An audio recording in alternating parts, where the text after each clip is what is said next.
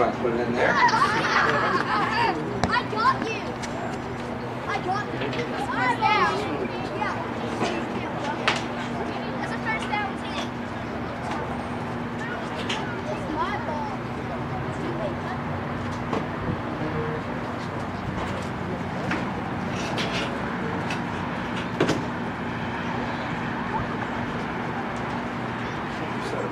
Yeah.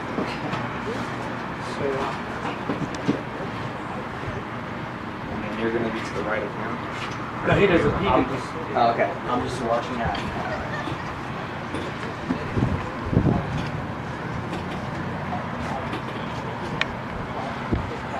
Oh, okay. I think we're Yeah, that's all.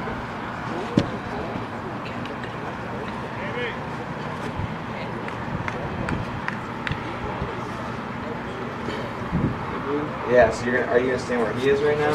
Yeah. Okay, cool. I'm just gonna try and use this.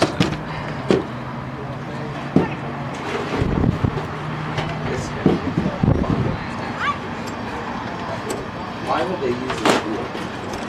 I'll show you this one.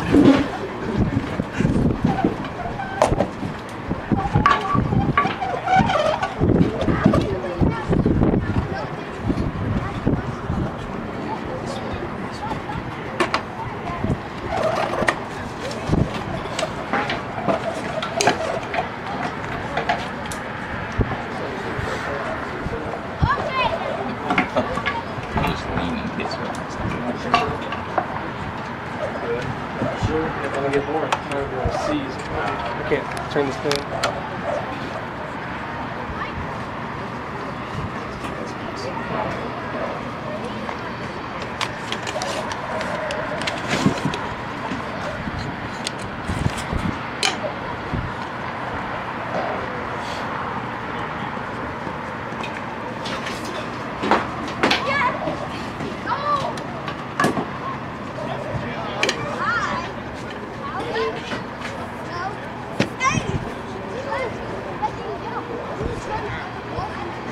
You got room if you want to screw that down.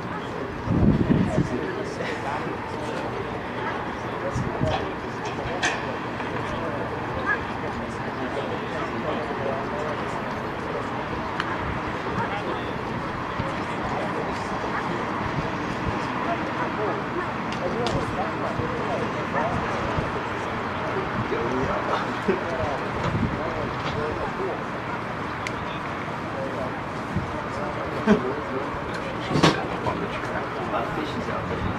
I know. Dedicated mom.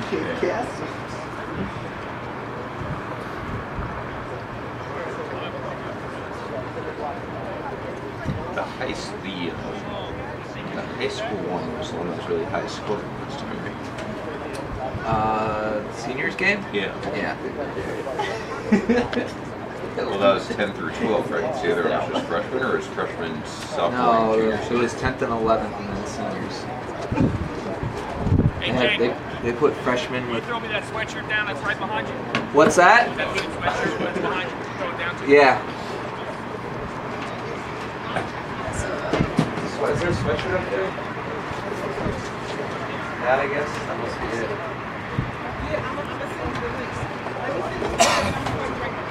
Good. Sorry, man. We got stuff up here. Hard to mark.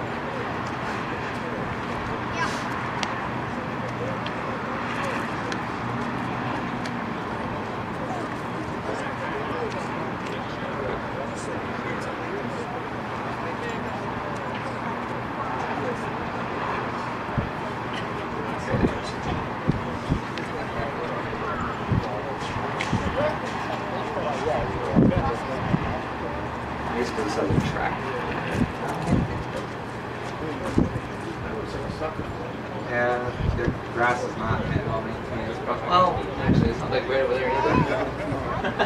Whenever they use it for, it's definitely like cross field. They use it for soccer too.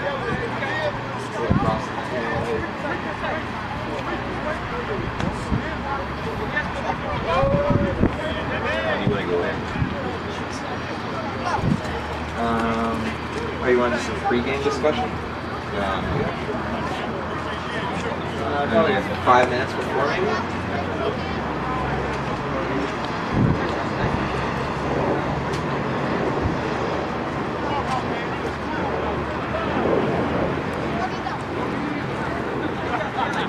Am I still good like this? Yeah. Okay.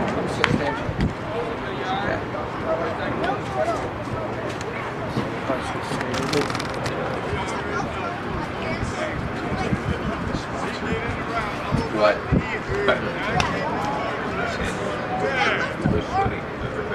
Who's sweating? Who's sweating?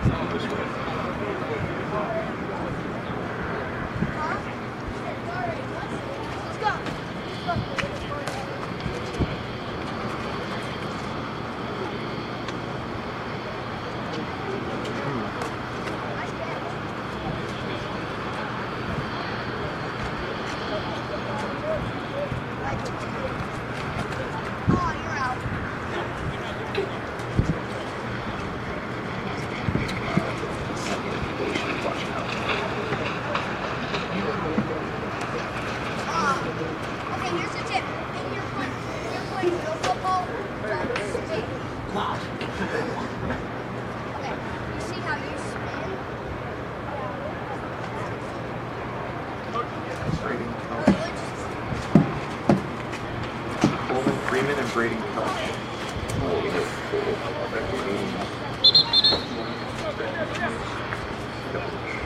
What was the university? Fort Lewis?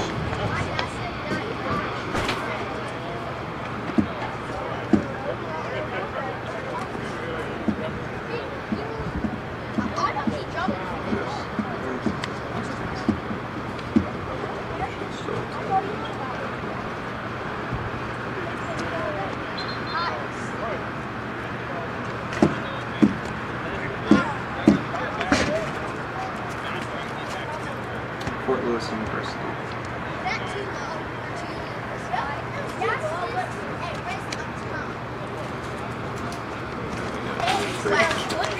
It's not even on this Excel file. Really? Yeah.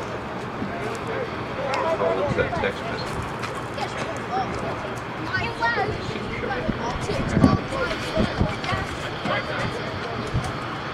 guess we can highlight Cole Freeman again. Yeah. We're not supposed to say where he's from. Unless he... Right. So when he says 25th ranked quarterback, is that in the country, or is that for like sophomores? I don't know. We could just say how he ranked. Yeah. Hey, Brian. All right, you want to get started?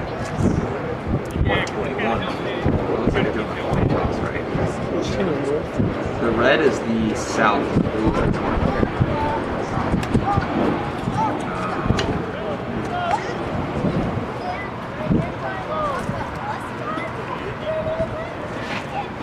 Let's wait. Well, the stream's at 12:30. Yeah. It's not going to be on the stream. Stream. It's streaming now. Is it muted or? I don't know.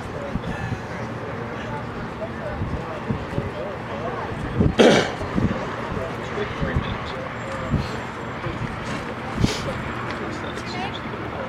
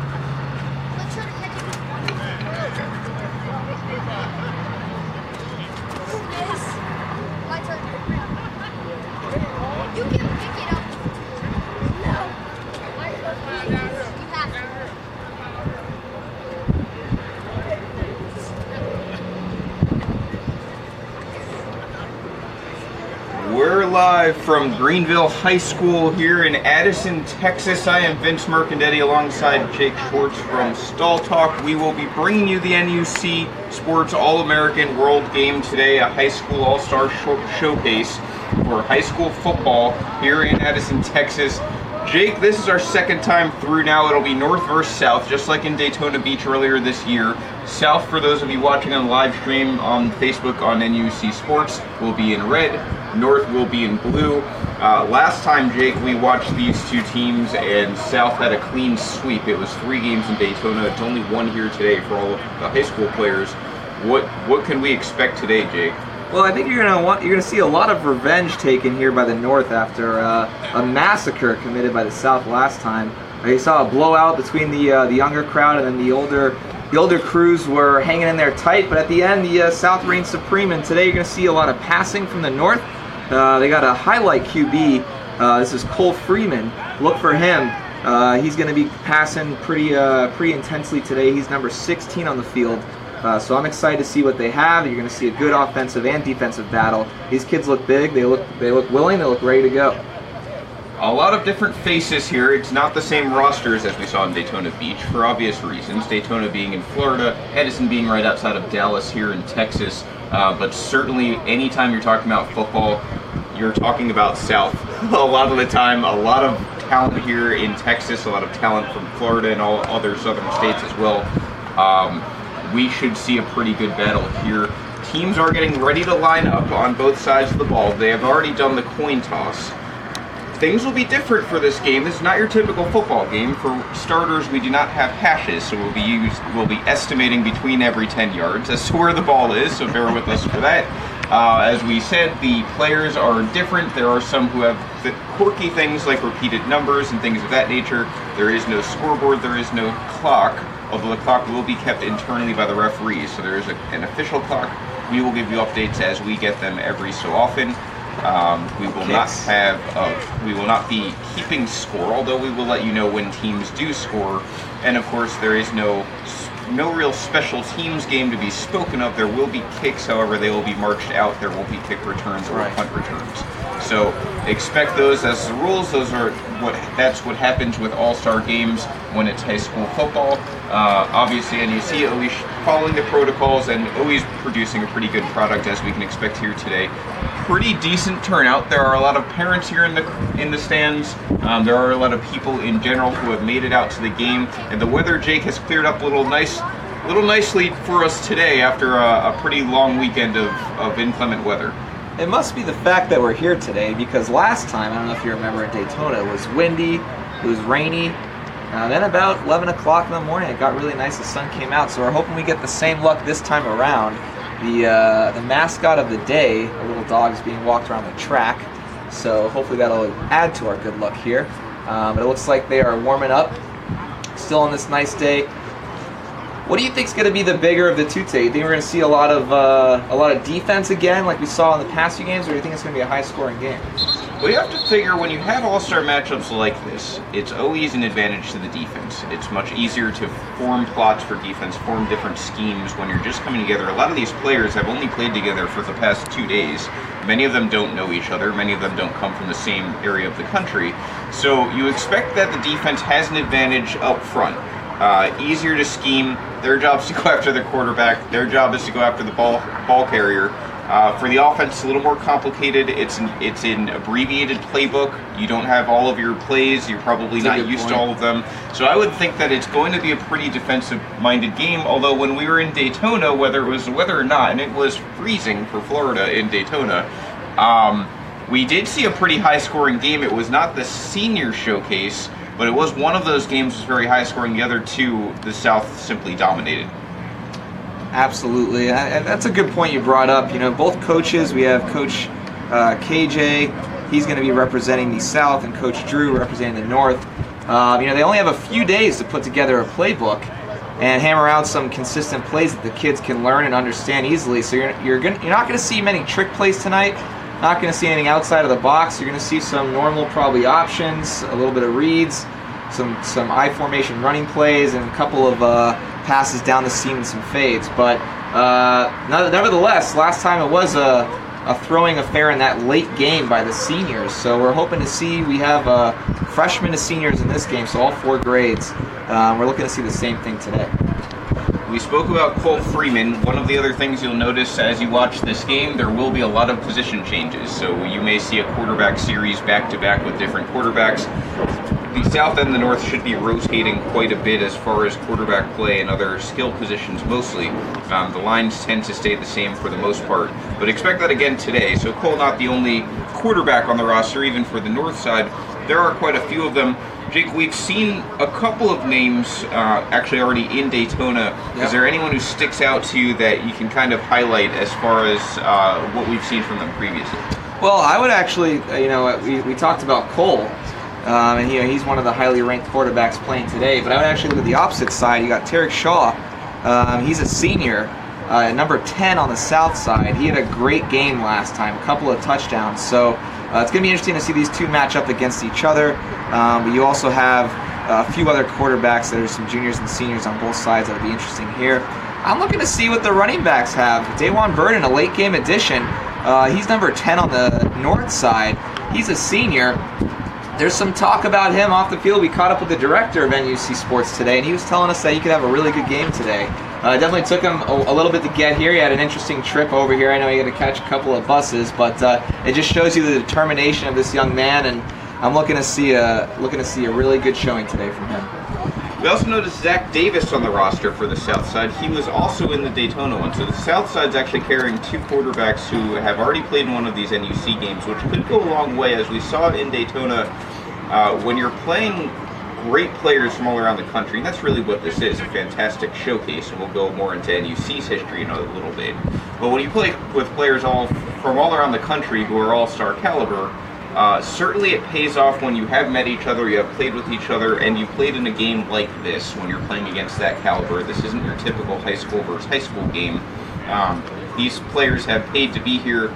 They are paying for the exposure, and a lot of them have a lot of talent that needs to be exposed. So Davis and Shaw, as we know, they have obviously met before. They'll be competing on the South Side again. There are a few players, like we mentioned earlier, who have played in both games. So another thing to look for early on is just how these players kind of adapt to this sort of environment. It's a little quirky environment. It's not your typical competitive game, but it's certainly a game where these players are going to be playing very hard so they can show, what their talents are on sort of a bigger stage than usual. Absolutely, and I think the players that don't get to play in the game but are underrated are the parents that have trekked from around the country to give their children this opportunity to compete in a high focused event such as this. So I think the kudos to the parents for traveling all around America to get their kids here today. Show up, give us a nice showcase. They're all around the field. We got some fans in the bleachers. We got some parents wanting a closer view on the track surrounding the field. That's pretty cool, and hats off to them today.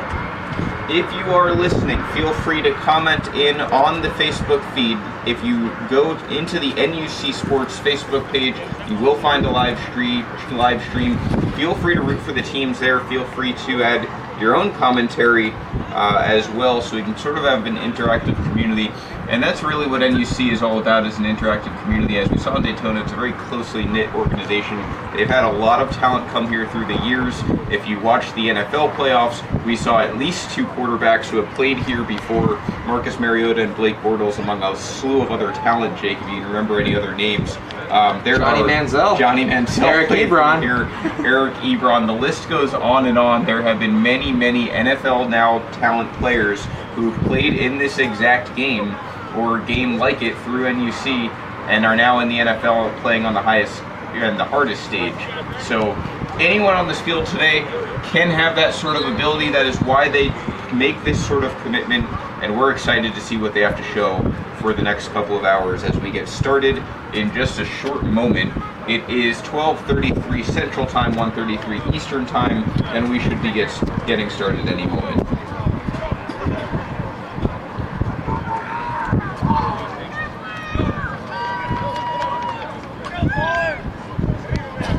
All right, a lot of cheers coming from the lawn chairs out on the east side of the field. That's what I like to see. I appreciate the dedication of the parents. They have set up not just in the bleachers, but also on the track surrounding the field for a front row seat. They should be sitting there, and the temperature is not bad. It is about 70 degrees, maybe a little less than that. It's better than Daytona. Daytona was actually significantly colder, in the high 40s when we were there. And if you've ever been to Florida and stayed there for a long period of time, that's basically like sub-freezing temperatures for anyone else in the country. So it was very cold in Daytona. It is not as cold here in Texas. It does look like the weather's clearing up a little bit. Very foggy yesterday, very rainy as well. Today there is some rain in the morning. Now it just looks like it's a bit overcast and maybe even clearing up for some sun, so we should have some pretty good conditions for this game upcoming here. The players are headed towards their respective sidelines. It looks like kickoff will be happening at any moment, and we are excited to bring it to you here. Once again, Vince Mercandetti alongside Jake Schwartz, and we'll be bringing you commentary for the next couple of hours as this game plays.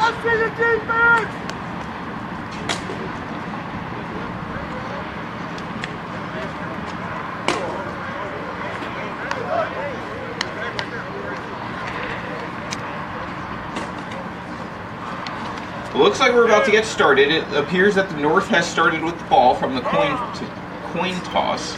They'll be starting at the 25-yard line, that we can see clearly. And the South getting ready on the defensive side as well, waiting for North to break huddle. So we're about to get started here. As we mentioned, there is not much to be said of special teams in this sort of game.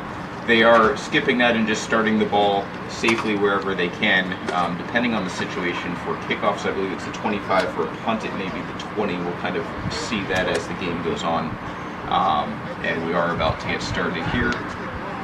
Here we go. We're getting pumped up here. Looks like it is going to be Kole Freeman that will be leading the charge for the North to start.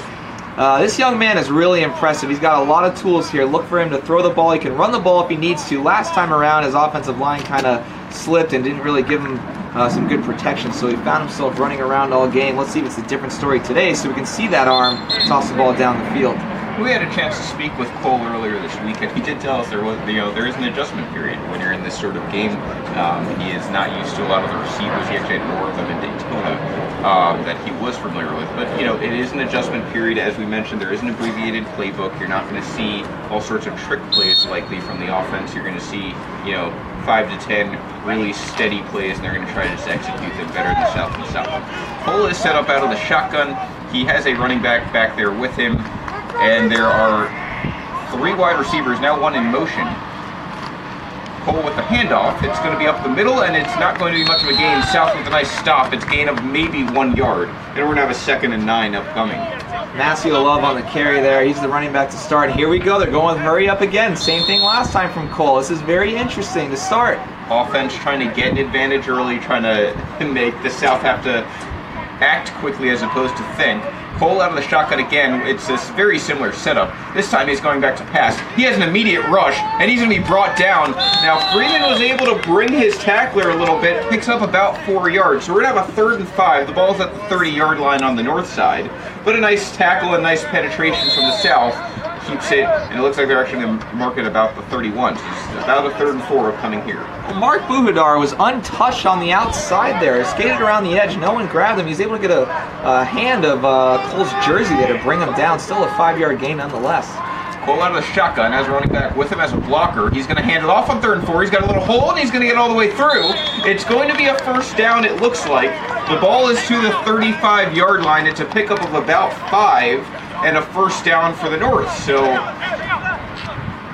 we're just confirming here that it is guaranteed. It does look like there's no measurement or anything. So we have a 1st and 10 now. Ball is he got the ball across. just short of the 40. It looked like it was, or just short of the 35. It looked like it was a questionable spot at first, but we're good to go here. Kole first down. He's out of the shotgun again. He's got 2 up top and 1 down below, and he's going to be passing it. Looking, and it's going to be tipped. This is dangerous, and it's picked off. Now dropped. It is dropped by the south side. That was what looked to be pretty easy interception. 2 Southern defenders kind of banged into each other there, and the ball came loose. It is no catch, and the North is very fortunate as that ball deflected way up in the air. It was an easy interception if someone could come down to it, and they could not. And now we're out of the no huddle again, so it's going to be a 2nd down. Kole barking orders at the line of scrimmage, now backs into the shotgun. He's got a running back there, 4 wide receivers wide, trips up top. It's going to be a fake handoff. Cole's going to take it himself. He's going to run into a wall of 3 Southern defenders. A pickup of about 2 should set up a 3rd and about 7. Brunel Darisberg on the tackle there. He was the one that knocked the ball in the air, and then looked like he might have almost come down with it, but he collided with the defender. This defense is doing pretty good containing Kole here, only for short yard gains.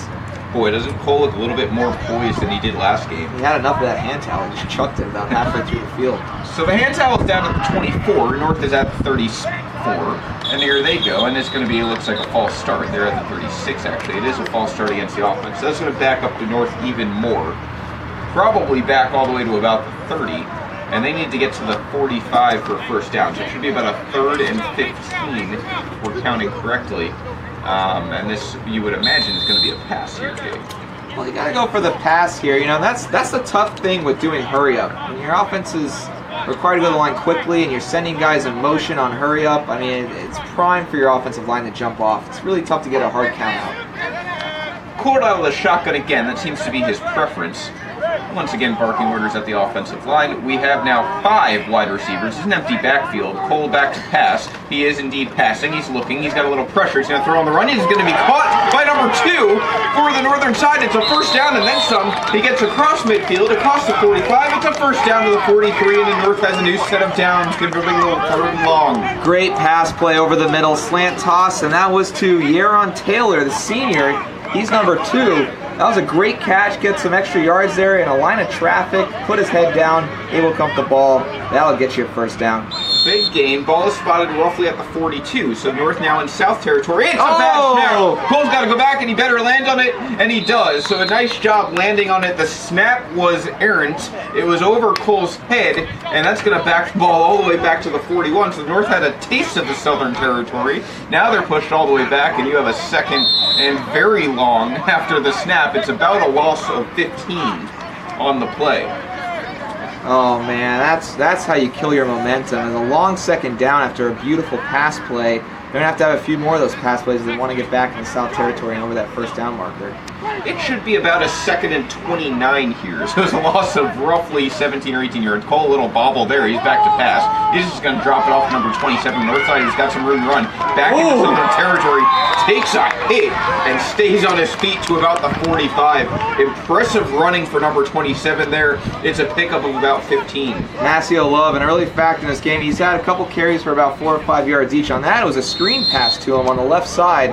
He was able to take that ball up and take a big hit. He elected to use the truck stick on that play and run over the defender for a couple more yards. Ball is roughly at the 44. They need to get roughly to the 32 or 33, so it's about a 3rd and 10 to 12, somewhere in that range. 3rd and long is really all you have to know here. Ball is back in Southern territory. You wonder if it's 4-down territory in a game like this, with no real incentive for punts and whatnot. We'll have to see, although the Not North kicking has field goals. I mean, you might as well. Right, they're not in field goal territory yet. And we'll see what happens here. They convert their first two, pull back to pass, going to go over the middle. That is a nice defense. Nice defense by number 56, and you make sure the crowd knows it as well, as he bats that ball away. Pass is incomplete. It's a 4th and long. We'll see what the North does. Kyron Brown read that play beautifully. They set the wide receiver on an out route over the middle to the sideline there for only a couple yards. Kind of surprised the play call there. He's double covered, but Brown was able to get in there, put a hand in there, knock the ball down, and looks like the offense is going to come off the field, so Brown was able to keep his defense out there to end that route, and now that his offense is going to come back on the field for the South. The power of social media. Kyron Brown has some relatives watching on the Facebook feed, so they'll appreciate that play. He makes a nice one early on and stops the North, and we're now a 4th down. So there you go. One of the names kind of shouted out early there, and he's already made a big play. So South's going to take over, as we mentioned. There's no real punting in this game. They're going to just simply take over at the 25-yard line. So yardage-wise, they're going to lose, it's about a 20-yard net difference. So consider it just about a 20-yard punt if you want to. South taking over now, fresh set of downs for them. What we saw in Daytona was North being very aggressive in one of the games. They basically didn't kick or do anything except go for it on 4th down. It doesn't seem to be that sort of coaching here today from Coach Drew. South, with their first play, they're going to have a running play. It's going to be up the middle, and it's not going to be much. They'll get back to the line of scrimmage. Could be about a 2nd and 10. Good penetration there from the Northern defensive line.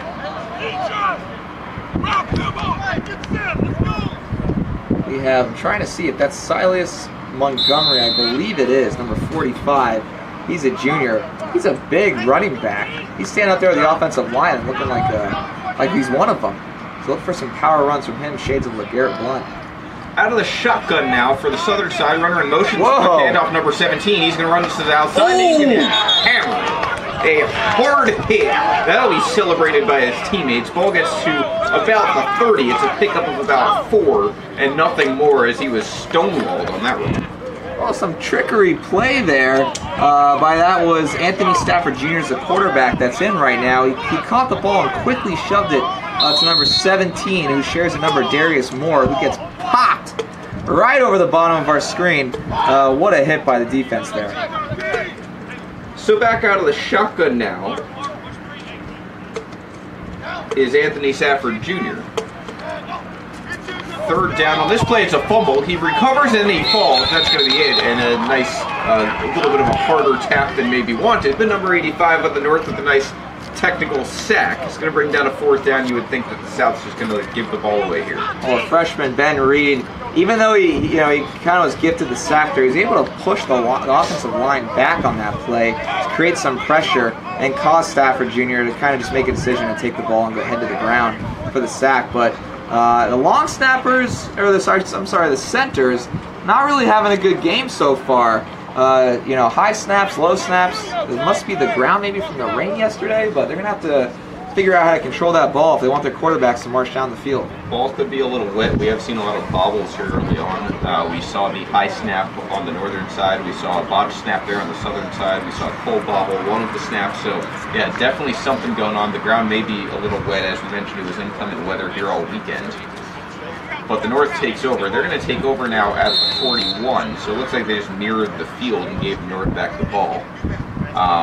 Like we said, no special teams. So the North has really good field position here. Freeman is back out as the quarterback. He's in the shotgun. He's got some guards with him. And then he's got 2 down low deep. And there's a throw. It's over the middle. It is incomplete. Really nice defense again by the Southern secondary. There we go. Number 38 on the South breaking up the pass. He almost had a big gain. Well, Dave Johnson, an international player there, looked like that ball was going to somehow get threaded through right to him. He was double covered. A great slant route over the middle. The defense was able to stick a hand on there, knock the ball down at the last second. Cole Freeman, you got to give him credit. He's really trying to squeeze the ball in there for his receivers to make the catch. That was freshman Chase Lowry breaking up the pass. Actually was a wide receiver, playing cornerback obviously as well. There's 27 on the handoff, not much there. So they're going to have a 3rd and long upcoming. They're only going to pick up about a yard. Probably about a 3rd and 9 upcoming. They need to get to about the 48. And the ball is at about the 42. So you're looking once again like, basically a full 3rd and 10 almost. Well, Massio loved getting a lot of love early as he's had his hands around the ball about 75% of the snaps here to start. He's not quite the size, but he runs and sort of has the frame of a Brandon Jacobs type, and he has the same number, so... Of course you throw out a Giants win. As a Giants fan, that's the first thing that came to mind. Freeman here on third down. There's a flag down. We'll see what it is. Freeman's just going to take off with it. He's going to run into some defenders. A little stretch there at the end, trying to get as much yardage as possible, but it looks like he's down at the 45, so for the moment, it should be fourth down. We'll see what the call is. I'm going to call offsides on the defense here. Looked like number 56 got a little too early on the outside there. Freeman must have known it because the second the flag went down, he took off with the ball. I don't think that was the design of the play, but I think he's going to get as many yards as possible. Now they're going to add 5 to wherever the ball was, and it's going to remain third down. So the ref's walking it out. They are going to place the ball between the 45 and the 50, right about at the 47. It's going to be third down again. As we mentioned, need to get to about the 48, so this should be about a 3rd and 5 upcoming. New package coming onto the field for the offense. And it's actually not Freeman back there on third down. They've replaced the quarterback. We'll get you a name on that in a moment, but he's in the shotgun. And he's got 4 wide receivers and 1 up front, and now we have another penalty here, and it looks like it's going to be an offensive offsides. False start there. So it's going to be about a 3rd and 10. So after all is said and done, we have the same situation we did 2 plays ago before both penalties. They offset each other. Well, I'm going to try my best to pronounce this name. Parents, I apologize if it's incorrect. Garrick Arceneaux came in there for about 10 seconds to draw a penalty. And Cole Freeman is now back in the game. So hopefully you get to see a little bit more of Garrick there. He's got some good size, so I'm curious to see how he is as a quarterback. If you're watching on the feed, you are a little bit behind the broadcast, so we are telling you what is about to happen, but obviously the feed there as well with some solid video. Third down upcoming now, and it's going to be Freeman back out of the shotgun where he likes to play. There are 4 wide receivers out, 3 on the bottom in a trips formation again. Freeman's going to air it out. It is There's a lot of contact there, Ref. Wow. I don't think that ball was catchable, otherwise you could make a case for interference. They were kind of tied up along the sidelines, but the ball was clearly out of bounds. Not a great throw by Freeman, and it'll be fourth down, and it looks like the South's going to take over once again. Yeah, it looks like they're letting them play today. I mean, the ball's uncatchable. There's a lot of contact from the beginning of the play there. Chase Lowry was able to get in and make some get a little physical with the wide receiver there, slow him down, and unable to make that grab. I'm curious to see how that plays today. The refs have been throwing flags for the setting of the teams. Hasn't been too much for the contact. Very true. It's the feed now caught up live, so you're good to go there. Oh, sweet. The south side is taking over at the 25 once again. That's the designated spot. I think once you are at a certain yardage line off from the offense, they place you at the 25. Looks like 6 teams coming back out to be quarterback for the south side for this series. This will be his 2nd series. The first one did not go particularly well for the offense. We'll see if they can adjust here. He's down, yeah. And once again, another play. No fumble on that play. Not much to see on that one. That's going to be a 2nd down once again. Seth Solis there on the, looked like a wide receiver screen they were trying to run. Again, it did rain yesterday. It has rained for a couple days now, so we're seeing some slips early on, and I believe it has something to do with that. You can't really fault these young players out here, but they're going to have to adjust if they want to move the ball down the field. Stafford Junior out of the shotgun. All in all, it's a loss of 4, so we have a 2nd and 14 going up. Kind of a botched play once again due to a snap. There's going to be a handoff, and a little bit of just a couple of cuts there. Nice little gain there. Not too much on the play. Should be about a gain of 3, bringing it to about the 24-yard line. So we're going to have about a 3rd and 11 upcoming, as the South still has not gained positive yardage at the end of any of their drives so far. This is the 2nd drive, but now they've had 5 plays completed, and they're in the negative as far as yardage goes. Stafford Jr. back out of the shotgun. He has 1 back there with him. He's going to look to his left. He's going to throw deep. It's a good throw, and it is in the hands of the wide receiver, incomplete. That throw was on the money to 86, and he could not come down with it. It might have been number 85. Nice attempt to catch it, a beautiful throw, but incomplete, and North's going to take over. Well, that was in number 88. That was a beautiful fade throw by Stafford Jr. there. It's going to be junior to junior, as he intended for Roderick Weaver Jr. He was unable to make that catch again. Maybe the rain being a factor, that ball has touched the ground a couple of times. Who knows? But in a big spotlight like that, you got to come up with that ball. Hopefully, that young man gets another attempt to show what he's got. But the good thing that I've noticed so far for the offense, because it's been a very slow start for both teams, the quarterbacks have a nice spiral. I mean, they're generally hitting in the direction of their wide receivers. They're just not getting a lot of time to do so, and a couple of unfortunate drops has prevented this game from being an offensive battle. On the flip side, kudos to the defense, as they're able to make some noise, make some contact, and deflect some balls and prevent either offense from scoring here. We got a pretty good battle starting off this show. We promised a defensive struggle. That's what we have early on. Neither team has come really close to scoring yet. We saw the North head over to the south side twice now, but they have not been able to get into any serious territory. South has not been able to move the ball at all. So far, nothing going on. Although, if that last play is any indication, we may have some more aggressive play calling here, and that may start the scoring. So here we go. It is not Freeman back there. It's a new quarterback. He's going to go deep immediately to the sideline. It is incomplete. Once again, that throw is actually not bad. It hung up a little longer than they probably would have preferred. It is broken up. Looks like by number 36 along the sidelines. Incomplete. We'll have a 2nd and 10. Oh, it's Justin Williams now quarterback. He's a pretty big dude. About the size of about the height of his offensive line, at least, which I guess is a good thing. You can see downfield, but he threw that ball as a beautiful arc. The wide receiver just couldn't come up with it. A pretty strong throw, as we said, given the conditions, and it was a good 35 yards downfield. So once again, out of the shotgun here, in the pink cleats, and there we go. It's going to be a passing play over the middle. He's got a man wide open. That's number 5. Runs to the outside, into Southern territory, and then some, and forced out of bounds. It looked like somewhere after the 30, so a massive gain there. It's going to be a pickup of about 30.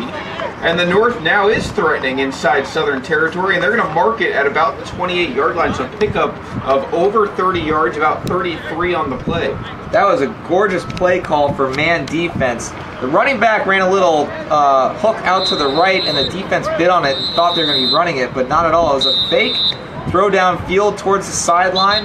Number 5, Dave Johnson, comes up with the ball and gets some extra yards with his wheels. And just like that, the North is moving, and it's a different story than Daytona, where the South came out to an early start here on offense. So it's nice to see the North bringing their offensive weapons into play today. North has definitely been every bit in this game. They're actually dominating the game early on. There's no scoring yet, but all of the movement has come from the North side. And another beautiful play there. Justin Williams really leading his receiver well in the slot there, and he found a seam and it was able to exploit it for a massive gain, the biggest gain so far in this game. We have a huddle along the sidelines. Looks like it's the first timeout. We don't know if that was a team timeout or if it's a game timeout. But South coming back onto the field now. North still conferencing. It's a fresh new set of downs with the massive gain. First down at about the 28. Once the North does break huddle. Oh, interesting. We got a variety of quarterbacks here in the North. I'm kind of liking what I'm seeing here.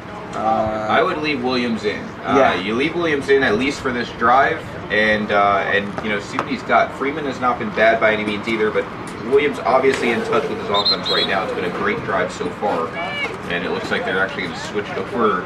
Well, we'll see. No, it's still Williams. Okay, still Williams. Yeah, number 5.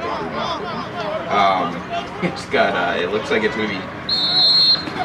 Once again, Trips Bunch. They really like that formation on the north side. Trips Bunch on the bottom of your screen. You have one wide receiver up top and number 22 in the backfield, but it's going to be Williams. He's going to take it himself. So that's a nicely designed play. There's a penalty at the end of the play, a nice gain. But it looks like they opened up the middle of the field, forcing everyone wide, and then Williams just took it up the middle and put a nice gained a nice amount of yards there, but the penalty is on the offense. Looks like it could be a holding call that's going to back it up. Brown is just all over the field today, number 56. I mean, he looks like he's in on every tackle that's happened so far, including that one on Justin Williams, stopping from getting the first. But highlight that young man today, because he's all over the field. Brown, too, has some people watching on the Facebook Live feed. You get to the Facebook Live feed, you're probably going to have some good execution from your kid on the field today.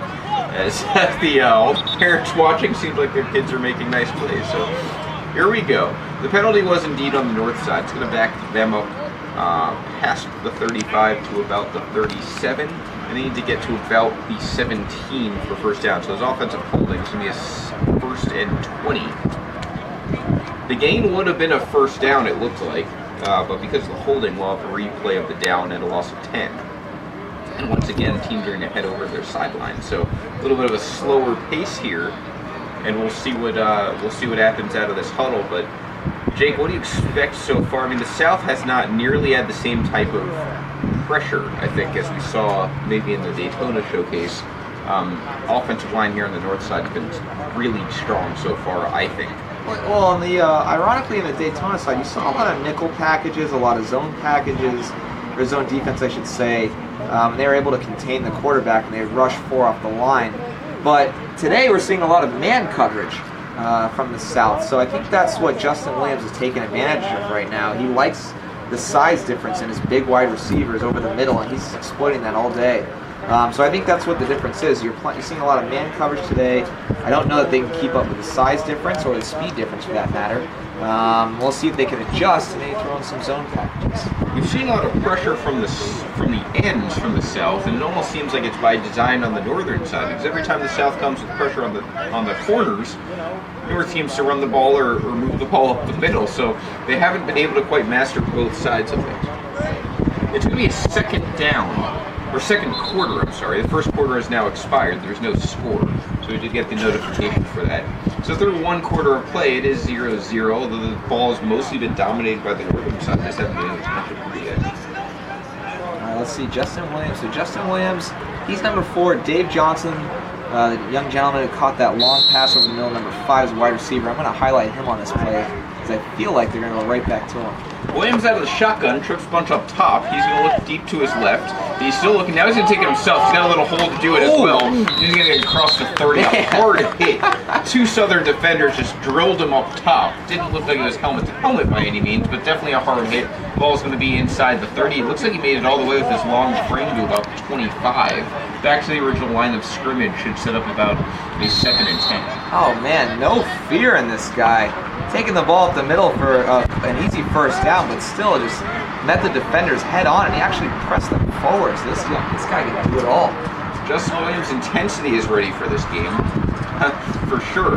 He's out of the shotgun. A little pass over the top to 22. Turns the corner. He's going to have a nice gain. He's going to go all the way inside the 20. And it's a first down and then some. Looks like he got to about the 15. First down north. I like this name. That was Axel Fowler. He's a senior. It's a running back that on a play a couple of plays ago, he was the one that they faked to. That time they faked and then threw it to him, and he was able to get a good gain there and make some people miss, get the team down, and the North is rolling. Ball at the 17. They're in the red zone now as he got past the 20. Williams out of the shotgun again. Once again, spread out wide receivers. He's got 4 wide, 1 back with him. Williams is going through the call, and there's going to be a handoff up the middle. He's got a hole, 22. Oh, that's good. All the way it is. It's a touchdown North. The first score of the game, and the North takes a 6-0 lead. Oh, Axel Fowler got plenty of coverage there up the middle. I mean, wide open hole, and those legs will get it in every time. Excellent first touchdown. Justin Williams is really tricking this defense. I'd leave him in for a few plays or a few drives there, to be honest. Axel does not need much. If he gets a corner on you, he's going to turn it. It has been tough to bring him down in the early going, and he has certainly made the cuts to get open in the field, leading to the first touchdown. Brilliant play calling on that entire drive and beautifully executed by Justin Williams, leading the North there down the field. And the North strikes first. That's something we did not see at all in Daytona. They're going to go for the extra point here. It looks like they're going to go for 2, and there's a penalty, so that's going to back them up. But either way, 6-0 North. And we're going to have a repeat of the extra point attempt. All right, so it looks like they're going to be going for 2 every time. Is it 1 point or 2 points? Do we get confirmation on that? That I'm not sure. I was wondering that myself. I don't know if this is technically an extra point or a 2-point conversion with no kickers. So I would think they're probably going for 2. Let's see. And they're going to do it from a little further back after the penalties. The ball's at about the 8. I don't know if Axel Fowler and Justin Williams got together before the game and decided on the socks they were wearing. Both very colorful socks today. I like it. They are rocking the fluorescents, and it's Williams out of the shotgun. He's going to try to rock the two-point conversion here. Throws with pressure and it's picked off. You can return this, so North has to make sure they get the tackle, and they do. Southern defender didn't get much past the 10-yard line, but they do stop the extra point or two-point conversion, whatever it was. So that makes it comfortably a 6-0 game for the North. All right, and that was... I think that was Chase Lowry on the interception there. He's a wide receiver, so he's playing both sides of the ball. But Lowry had blocked a pass earlier in the game, so it looks like he's been playing quarterback pretty exclusively here in the early going. All right. So pretty exciting turn of events in the second quarter here after a slow start for the offenses in the first quarter. We got a touchdown, we got technically a turnover, but it won't account for anything. The South is going to take over the ball here. They're going to look to answer. And they are bringing out, who is this? That's going to be Tarek Shaw. Yeah, Tarek Shaw. You can recognize that frame from anywhere. He is a big guy back there. He's going to be in the shotgun here, runner in motion, hands off. Now there's some space there. Nice spin move as well. And he's still on his feet. That's more than a first down. He's going to get all the way to about the 38-39 yard line, number 81 on the south side. After the handoff from Shaw, nicely designed play and a big pickup to start this drive. Pretty good run there. It's great call by the offense to do a hesitant draw. They're able to pick up a first down. Let's see if they're running it and keep them afloat here. Going off the line of scrimmage, North winning on the field. They're also winning in the comment section. Very heavily represented right now on the Facebook feed. There's going to be a screen pass, a 17-inch drop. That'll kill the play. So 2nd and 10 upcoming. Throw is intended for number 17. He could not come up with it. And we're going to have a 2nd and 10. Well, it looked like it was number 80 on the block there, the wide receiver. That was Seth Silas. Actually did a good job to try and create a seam for his wide receiver, but couldn't come up with it for the bubble screen. Go again for 2nd down here. 2nd and 10. You have some big boys up on that offensive line for the South so far. We'll Cowboys offensive line. They are massive. 80 in motion, handoff by Shaw. It's going to be not to 80, but to his other running back. And it's not going to be many yards. About a couple of scores. It looks like they got to the 40. Should set up about a 3rd and 7. That's 45. That's Silas Montgomery. We saw him earlier on the carries. Looks like they're sticking with him. He's a big back, known for his power. They're going to have to keep powering through. But on 3rd down, I want to see Tarek Shaw throw the ball here. Generous spot, gave him a full extra yard. They're actually at the 41. Still need to get to about the 47, 48, and it's more than a neutral zone infraction there. 42 just went and knocked over number 54 before the play was called. So we're going to have the South gain some yards there. Now they're very close to a first down. It's going to be about a 3rd and 2. Well, I don't blame Obadiah Dockery there. If you're going to, make it known for yourself to jump off sides there, you might as well take someone with you. So. Just went in there and just barreled him over a little bit. Nothing vicious or malicious about it, but it's kind of funny. 54 just fell over. He knew what penalty he was drawing. That was some good acting. I don't know. Yeah. It got his team 5 yards. It's another botch snap picked up. Might as well have been a wild play, though. The play works for 45. That was a little Andrew Luck in the playoffs type action there. A bad snap and immediately went to the ground. Picked up by the Southern running back without any sort of hesitation, and he picks it up and runs it all the way into midfield. So a nice gain, if not by design, and the South has a first down. Everyone was stunned by that bobble by the center there, except for Montgomery, who takes it up for a first down. There's a throw over the right. He's going to hit a fumble. That should be a fumble. He had the ball. It looks like the North recovered. I don't know if he had the ball too long there, though. I call that an incomplete pass. They're going to rule it a fumble on the field. That was a bang-bang play. You don't have replay. You don't have referees in the booth. You got us in the booth. But looks like they're going to continue with calling it a fumble, and the North will recover here. Great hit by the defense. The nice thing about a high school football game is you don't have 15 replays like in the NFL. So it just is what it is. And on the North side, to me it looked like he caught it. very clearly and had the ball for a moment, and then it was knocked loose when he tried to move forward. So I would have called it a fumble. It is called a fumble. North recovers. They're going to take the ball at the South 48-yard line. So the South finally gets something going. It immediately turns into a turnover, and the North has the ball with another chance to score here. Williams is back in again. They're sticking with the hot hand. Oh, he's got a lot of field ahead of him. Some space, 22 again, and he is tearing up the Southern defense. He's going to run that one all the way from about the 48 down to the 30. It's a pickup of close to 20 yards. It was past the 30. It is a pickup of about 20 yards, and it's a first down. And once again, North is just knocking on the door. They're at the 30, and we have a very early case for an all-star in this all-star game. Axel Fowler. Wow, he's just wrecking this field. He took a ball to the outside there, a nice sweep up the field. No one was going to catch him, and maybe more credit to the blockers out front, but still he's got some speed, he's got some power. 60 yards and a touchdown, great start.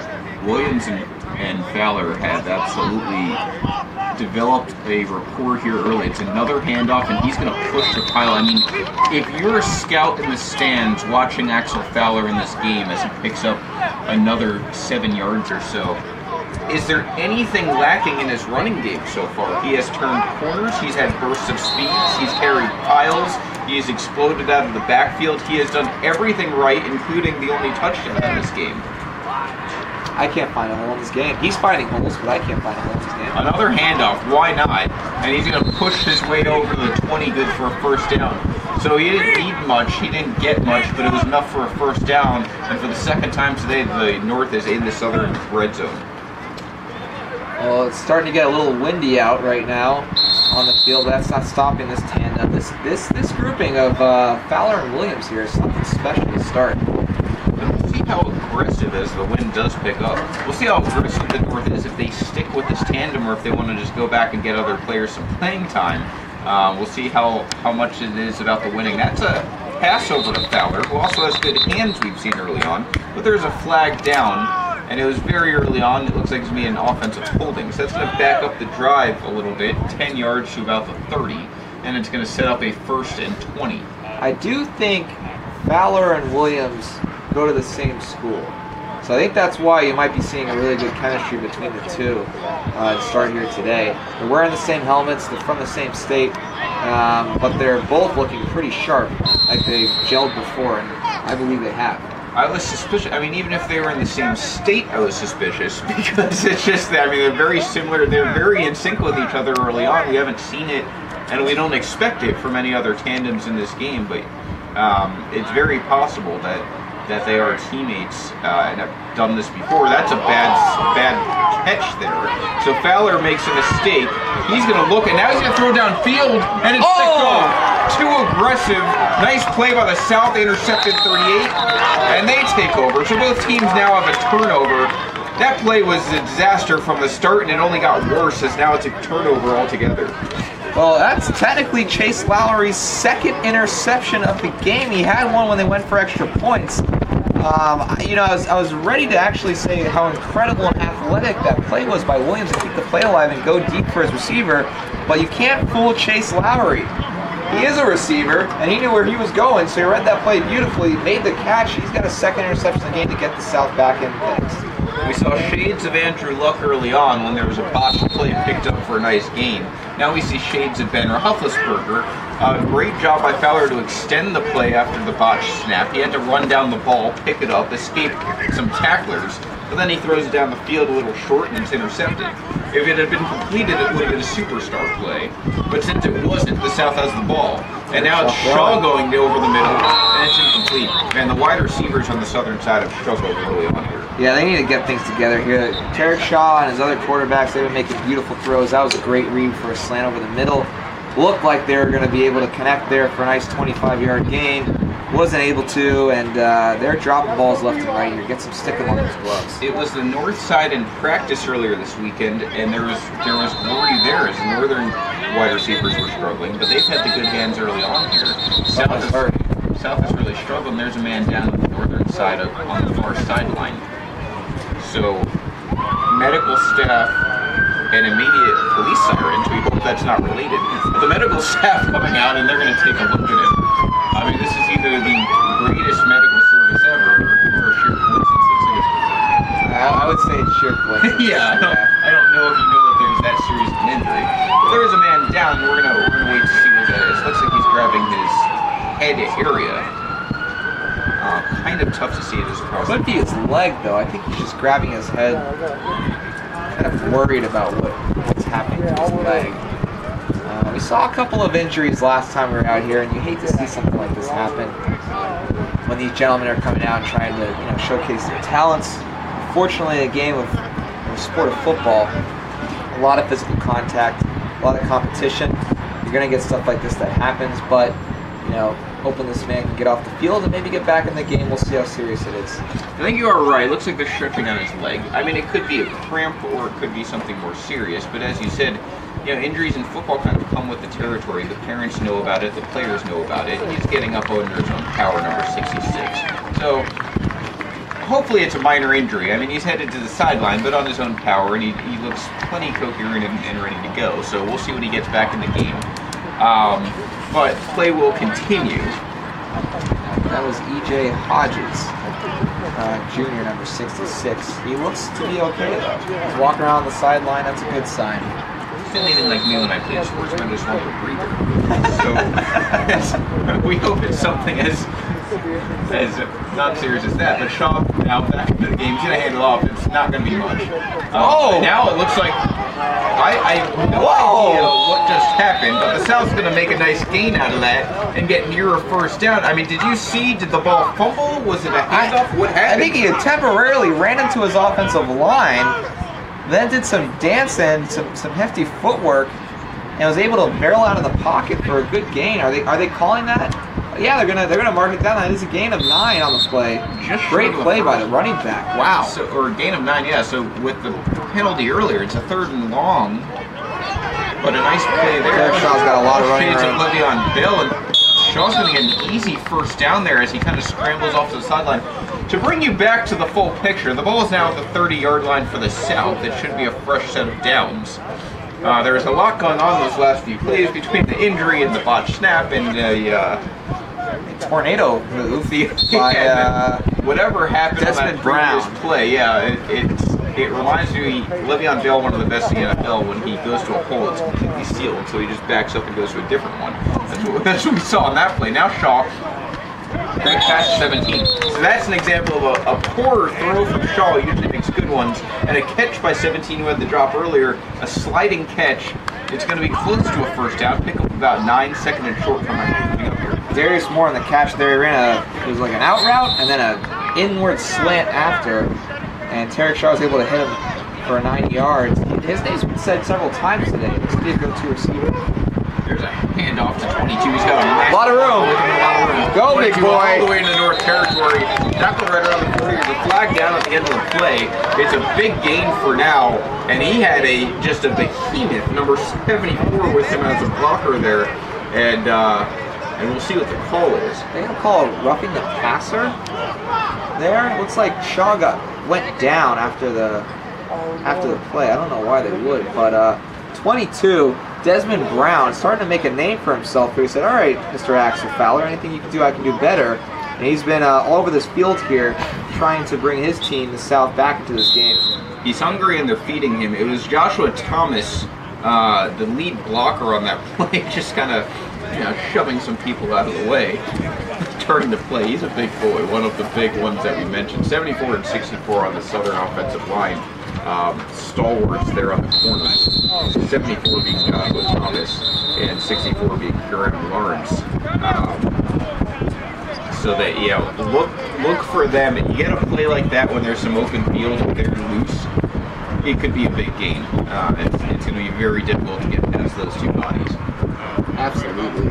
I like the play from the running backs today. They're being patient, looking for their holes, looking for their windows, allowing the offensive line to get the press up the field, taking advantage of it and using their wheels to get through.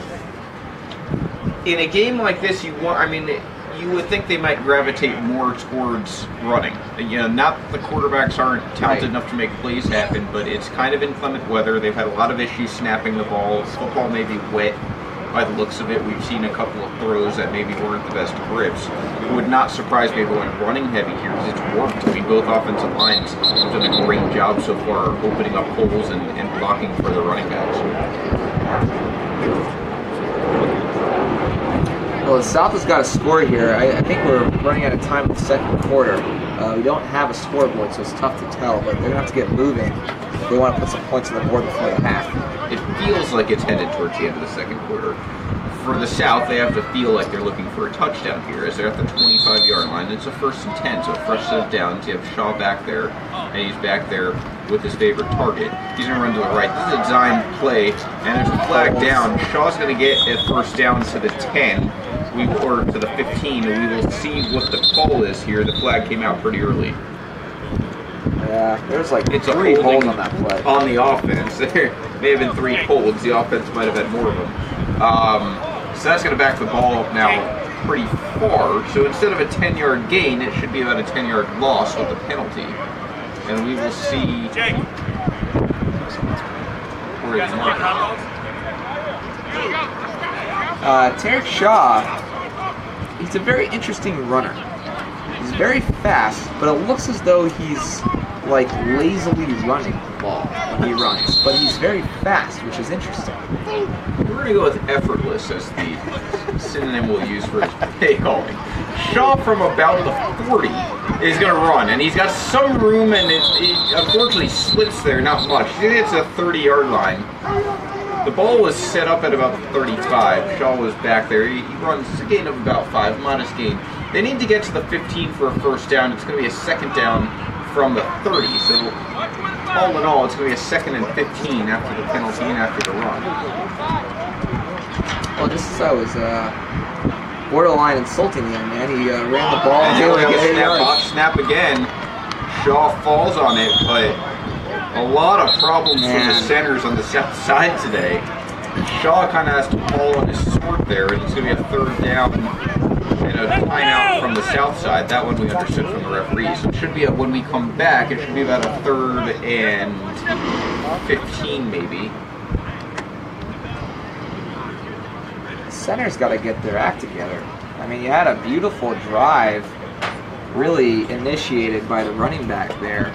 And nothing to show for it because the centers are bobbling the snaps and the quarterbacks can't hold on to the ball. It's going to really hurt your offense, just in one play. If you're tuning in, the North has a touchdown, the South does not. That's been the scoring in this game. I believe the live feed states 7-0, we count 6-0 as the extra point was intercepted. Either way, North will play a touchdown. As we said, we're not officially keeping score, but in case you're into that sort of thing, that is what the score would be if we were. South taking the timeout, not much time here to go in the second quarter. As we mentioned, third and probably about 17. As we said, there's no hash marks. We mentioned that earlier in the game, so it's kind of hard to estimate. But it should be about a 3rd and 17 upcoming once the South and North come back onto the field. Silas Montgomery's back in the game, and Shaw's going to send him out to the left side to line up in the slot. Shaw's all alone back there. It's an empty backfield. It's 5 wide receivers spread, and it's another botched snap, and he is going to look. Shaw might have a chance here, but no, he's going to be taken down at midfield. Unbelievable. I mean, the biggest issue in this game so far for the South has been the botched snaps. It's about the 4th or 5th one. Sets it to a 4th down at midfield, and they're going to obviously have to give the ball over to the North now. The field must be really wet. I mean, this is bizarre. The referees can't even catch the ball, so it's got to be that the field's wet. There's some slick on the ball. The way you're supposed to snap it is supposed to nose up and dive through, and it sounds like what's happening is they're not getting enough traction, so it's just slipping right off the ground and going up like a rainbow over the quarterback. We've seen him go in all directions here early on. You don't think wind has anything to do with it, but if you can look at the referees, their clothes are blowing all over the place. There's a lot of wind on the field, could be wet as well, not great conditions. South's going to go for it here from the 49. Almost got to jump off sides, they get to jump back on. And they have to get to the 15 for a first down, so expect a long throw here, regardless of the play call. Or maybe they're just trying to jump them off sides to get some more yards. Timeout by the coach here for the South. KJ's trying to draw them off sides. Interesting play calls. You have about 30 yards. trying to get just a little bit closer. Alright, that's fair. Maybe it was just inside Shaw's throwing window, and that's why. It almost worked. He had a couple of Northern defenders jump him. For a second, they could not execute the snap to get them offsides. But now we take another timeout. A lot of breaks here in this game, probably for the better. We'll see now what happens on fourth down. Shaw passing the ball to the referee. He'll join the huddle. All different helmets here. If you notice out on the field, a lot of different gold and yellow with a green stripe. I'm not sure what that helmet is, but I see a lot of them. Maybe same school. Maybe just extra helmets they have laying around. Not sure. Might be more of a matter if you asked this question earlier and didn't get a firm answer there. So. Yeah. Should be just about at halftime now. We're still in this timeout, seeing what's going to transpire in a moment here. If there's any adjustments that needs to be made, it's definitely the centers. They need to start hiking that ball to the quarterback right in their chest instead of 20 feet over their head. Halftime's only about 8 minutes. Maybe you can have a quick tutorial on the sideline if you're one of the coaches, just with the centers trying to execute those snaps. Because you can't have that the rest of the game. It has really hurt the Southern momentum on offense. They'll get a big gain and then they'll lose a big one because of the botched snap. This is a clean snap. That's Shaw. He's immediately going to run. He's under pressure. Great play by 94. It's going to be Northern ball in Southern territory. A fantastic play to bring down Shaw for the sack there. He was on it the whole time. Sean Eck, the defensive lineman, said, yeah, you had a nice snap. I don't care. I'm still running through. And he was able to bring down Shaw with ease. Great sack by that young man. If you're Shaw, you're probably frustrated. He's had some really good plays there. But between the botched snaps and then he finally gets a good one and has no time whatsoever before he's sacked by X. And now the North's going to take over here, probably for one last drive before halftime. It tells you the difference in talent level. You know, you have Shaw and Freeman out here from the previous version. I think Davis, you said too. Shaw not getting the offensive line support that he got back in Daytona, and it's really testing him here and testing his arm. North coming back on the field here. And we have a new quarterback, number 14. And the refs are going to stop this play. James Cotton is the quarterback that's coming in. Third break, so slow going here as we wind down. Cotton came back on the field briefly. We'll see if he's going to stick as the quarterback. They got all their timeouts, so they might as well use them, I guess.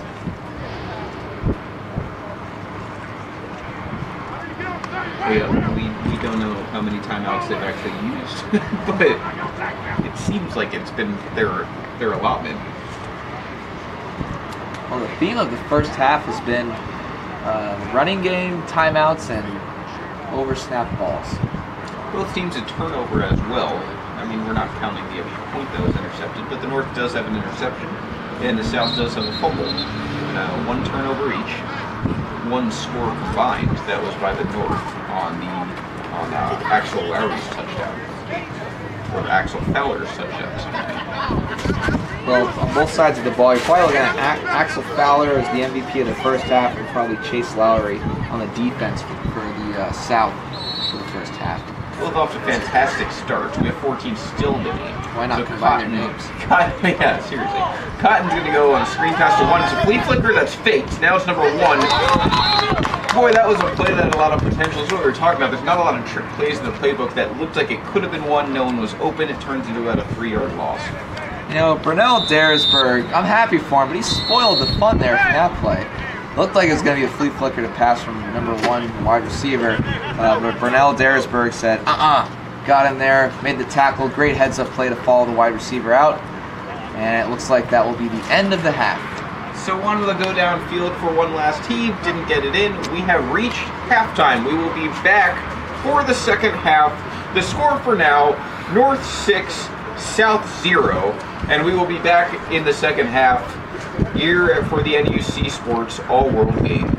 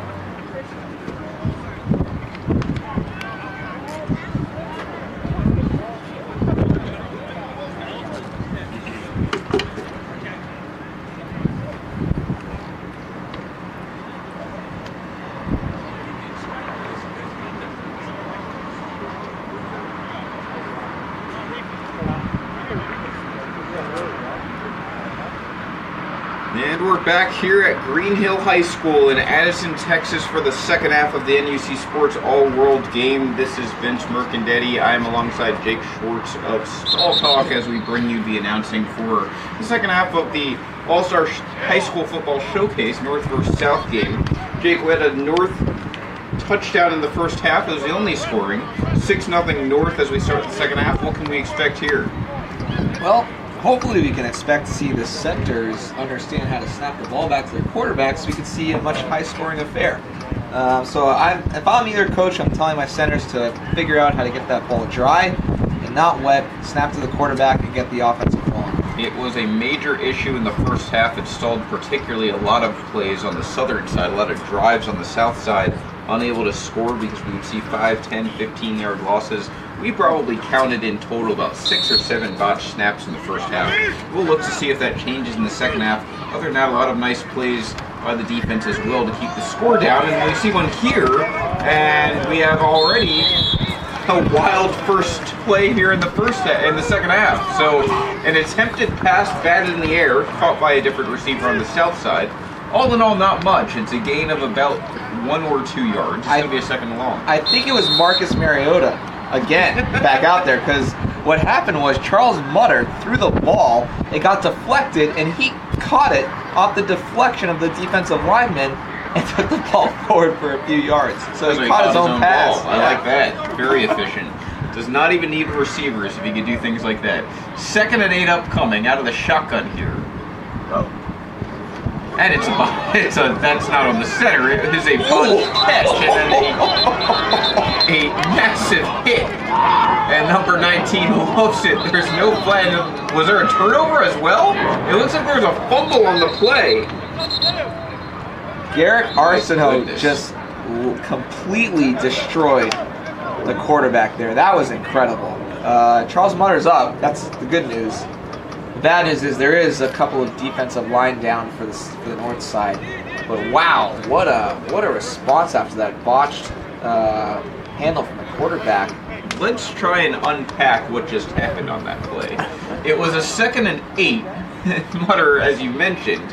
A botched, it was snapped fine, he dropped the ball, picked it back up, it looked like, but in reality it's recovered by the North. So it's a second turnover by the South, it's a fumble. North has the ball now at about the 23-yard line with a first down, and in the process it looks like there's another injury for the North side. They had one in the first half, but it looked to be okay. Now we have a second injury, again with the leg, and we'll see what that is. But in the meantime, the North defense has forced yet another turnover. And the things that have been plaguing the South offense in the first half immediately continue in the second half with botched snaps, drop balls, and turnovers. So North will take over, man down on the field, and we are underway here in the second half. You know, you barely could see anything that was going on in that pile, but all I could see was Charles Mutter's head snap back so fast. And then Garrick Arceneaux running through until almost to the end zone. So he must have just put the truck stick on and laid the wood. That was an incredible hit. A very hard hit at the end for sure. Yeah, I like the defense at least is bringing their physical toughness to this game, despite what's going on with the handles of the footballs. But they're at least showing up and really being physical out there. It has been a defensive game, and if you listened in the pregame or even the first half, we kind of reiterated it throughout the time. The offenses have, or the defenses have the advantage in matchups like this. It's an all-star showcase, and the players don't know each other for the most part. Some of them do, but for the most part, none of them have played with each other until this weekend. There's about 53 players here in total between the two teams. I believe it's in 29-24 breakdown. I think there's 29 on the south side, 24 on the north side. But either way, they're not familiar with each other. You can't build a very large playbook for the offense when you haven't played and gelled together yet. But the defense, for the most part, doesn't need a large playbook to be able to execute what they want to. And the score is showing so far, it's 6-0 North, and we've had 3 turnovers. That was E.J. Hodges again. E.J. Hodges having a big player. game early on. But unfortunately hasn't been able to stay on the field very much. Yeah, Hodges, it looks like maybe re-aggravating that leg injury we saw late in the first half. Saw a very similar injury take place last time in Daytona, and that young gentleman was injured several times throughout the game. Eventually had to be taken out of the game. Kept trying to come back in, but I think Hodges should just be safe now, not try to force any more of a worse or permanent injury to that leg. These kids will do anything to stay on the field in a game like this. As I said, a lot of them traveled from pretty far distances, paid money to be in this game. They want the exposure, they want the competitiveness, but sometimes your body just won't let you. There's a handoff, speaking of bodies that will let you. Number 10 with a nice run off the middle. It's going to pick up close to the first down, if not having it, to about the 15. Well, James Cotton and Dejuan Birden are now back in the game. You might have remembered Cotton earlier. He came in briefly for a penalty and then came out, but he's now back in. It's a good running plan, first down for the North. That'll be a first down, and they're rolling here. Second and short, North going for it, and there's a botched fumble, and it's picked up by the South this time. Ball is turned over at the 40. South takes over. Another turnover. Both teams have 2. There's been 3 fumbles in the game, and the South catches a break. Number 40 on the South side landed right on it, and South takes over. So a missed opportunity for the North to add to their lead, and we have a 6-0 game now where South has the ball. Wow, unbelievable. After Birden just had a great carry up the middle, something's going on with the grass and the ball today. He just dropped it, not even touched. It was Mark Buchater. I apologize for getting that name wrong. The linebacker who wasn't really in the right place at the right time. There wasn't much more to it. He didn't force the fumble. The ball was fumbled, and he happened to be there, and he fell on it. Great heads-up play. Saves the drive for the South, and now they have the ball, and they're going to start at about their own 19-yard line with a fresh set of downs. All right, looks like they got number 9 in. That's Charles Mutter again, so let's see if there's some better luck. Another shot. He's going to go end around number 86. who is not going to get much. He's wrapped up by more or less the entire team on the North. It was a sweep to Roderick Weaver Jr. He was the gentleman that I think fumbled the ball earlier, but he looked like he was going to get through, but the North was able to keep a hand on that jersey and keep it contained. Keep your eye on the sideline. Tariq Shaw warming up. We don't know if he'll come in on this drive, but as you mentioned, Sutter's had a tough start early on, especially with holding onto the ball, as most players have in this game. It's not just on him. Second down, it appeared to be about a loss of 1. So we have a 2nd and 11 upcoming. They need to get to around the 25-yard line for a first down. And that is a short pass that is incomplete, intended for number 21 on the south side. Unable to come up with it there, and we have a 3rd down. Tyrese Richardson, number 81, the ball's intended for him. And, you know, at a quick glance looked like Mutter maybe threw it a little in front of him, but actually it was right through his hands. He should have caught that ball, and he's kicking himself for it. That's all right. He'll get another chance. I immediately looked for 21 on the South roster and found out that it's just my vision that's poor. That was indeed number 81. Good call there. We have a 3rd down upcoming for the South side. As you mentioned, it's going to be a 3rd and long. They're at about the 16-yard line and need to get to around the 25.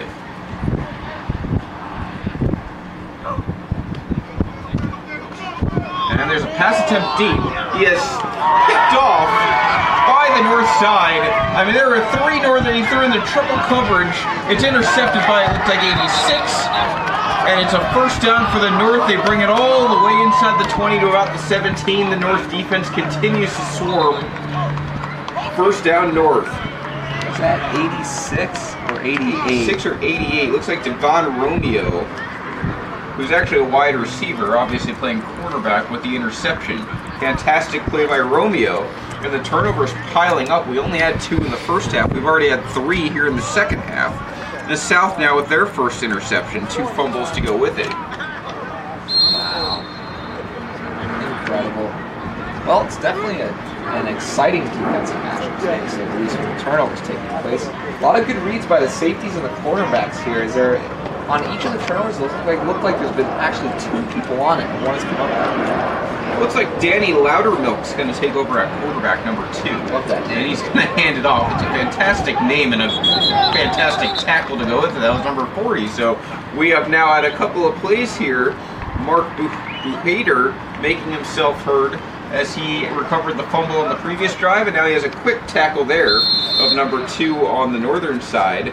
That was... Yaron, or I'm sorry, 2 is the quarterback, but a nice tackle either way, and 2 lost on the play.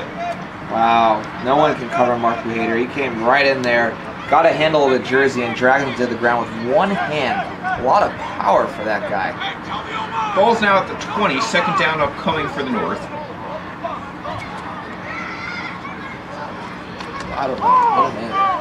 Lowdermilk back to pass, and he's going to throw it more or less to no one. I don't know.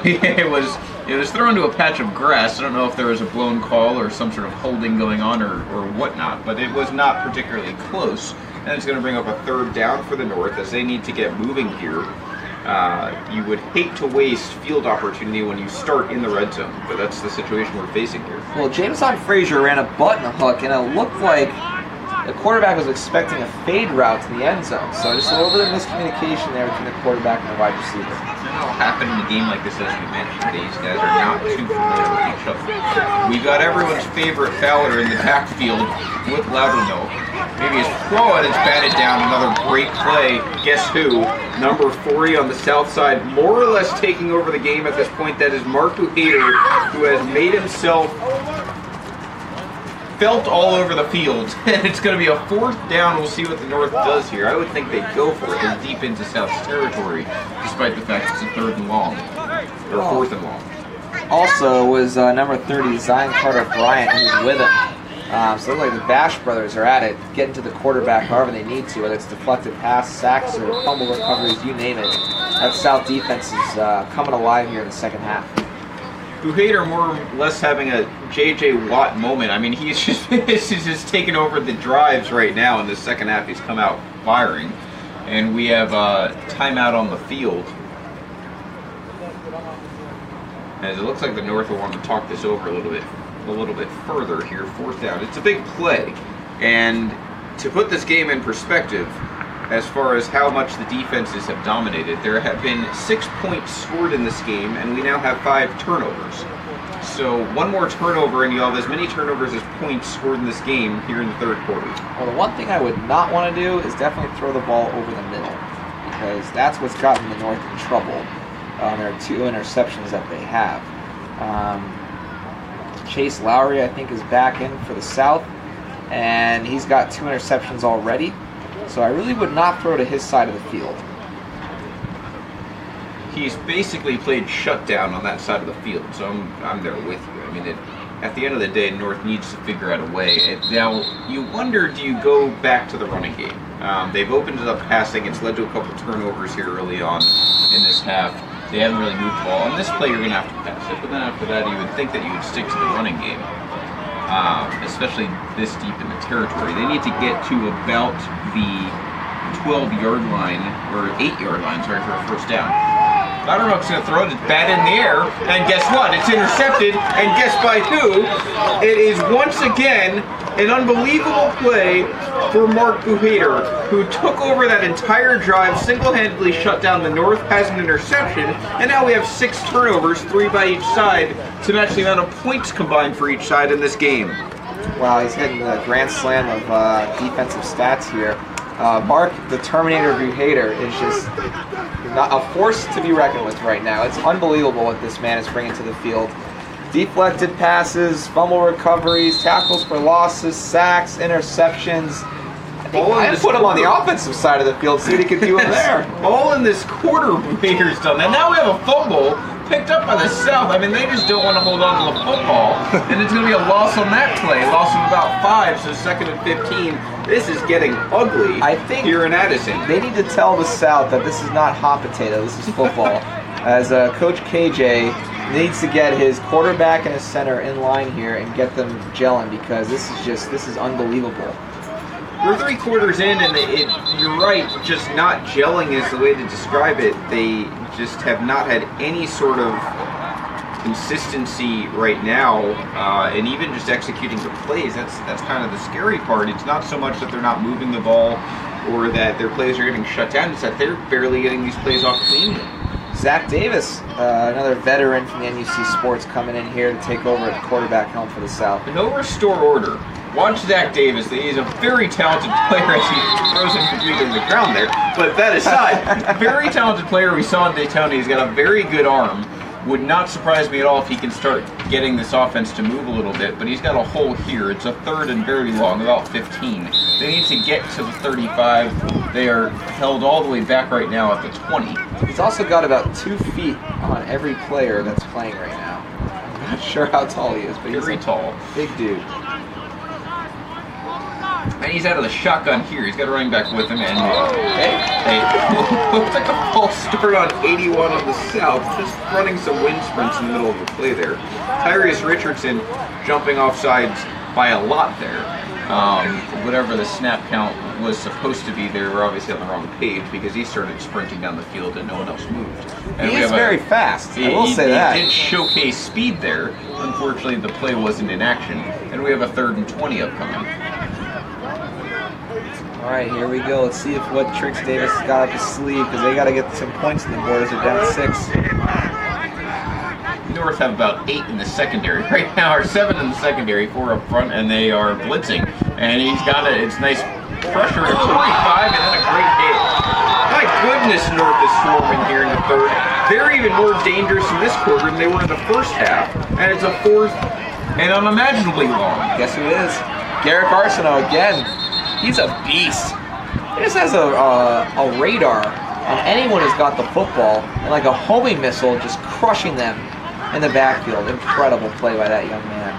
Person on Buhater basically having a linebacker standoff right now, as they just continue to dominate both offenses.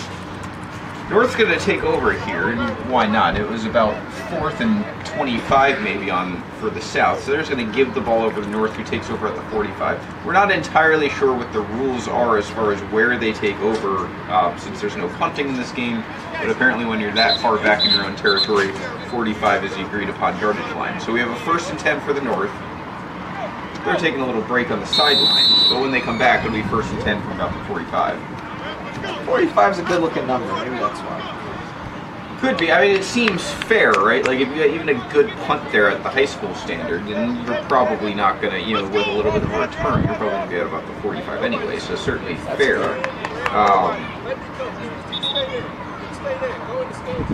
But either way, no special teams. You don't want anyone to get hurt in an all-star showcase. Might have Cole Freeman back in the game here to the north. If you're just tuning in, this is the NUC Sports All-World Games. So the NUC puts on all-star showcases in Daytona, in Dallas, Texas, and all over the country. This is your chance to have your kids or your students or whoever it is, your friend or colleague, starting in an all-star game. These are all all-star kids from around the country playing each other, north versus south. South is in red, north is in blue. They're from northern states, south from southern states. It's generally how it works. We have an all-star showcase here. It's 6-0 North, third quarter. There is no clock, there is no special teams, there is no scoreboard, and there are no hash marks. But we are keeping score, trying to give you as much of the information as we can. It looks to be a false start there. Cole Freeman back in at quarterback. And the North has the ball, but they're going to have to work with a false start after a 2-yard loss. It's going to be about a 2nd and 17. So the previous play, the running back was stuffed early, but he kept pushing forward. Guess who ran in from the other side of the field to make sure the tackle was made? Was it Buchater? It was. He's just working overtime at this point. Even the plays he's not in, he wants to make sure that they were done correctly. He might be the center after all is said and done, so they can make sure that they like snaps off correctly. Jose Okendo out there, utility guy. We thought with the first half that Axel Fowler had, that he had the MVP wrapped up, and he does have the only touchdown, but Buchater is just padding his stats all over the place in the second half. There's a deep throw. It's a good one. Got him. Oh, man, what a throw by Freeman to number 14. North has it. Huge gain to the 25. Those are the types of plays we just haven't seen from the South offense in this game. Freeman threw a basket catch to number 14. He didn't have to adjust at all. That's James Cotton, who's also a quarterback. So quarterback-to-quarterback inception action. We have a first down for the North. Oh, what a gorgeous pass. He led his receiver on the outside line. His offensive line actually gave him protection for the first time in a while. And he's able to connect with the other quarterback down the field for a beautiful pickup, and they're going in the hurry-up. Hurry up and a shotgun. Freeman's favorites, and Fowler is second favorite. It's going to hand it off to him. It's going to be a nice game.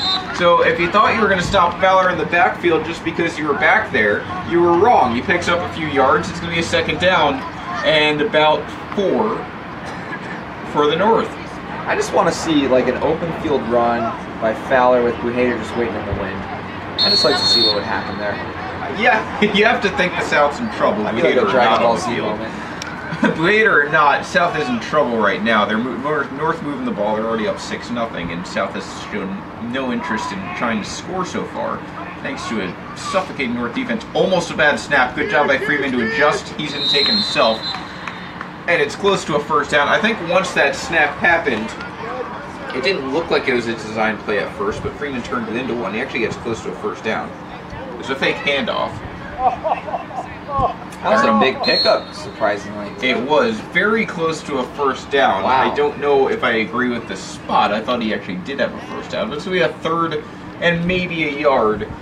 And remember, we're probably in 4-down territory no matter how you slice it. So they've got 2 chances here to pick up a yard.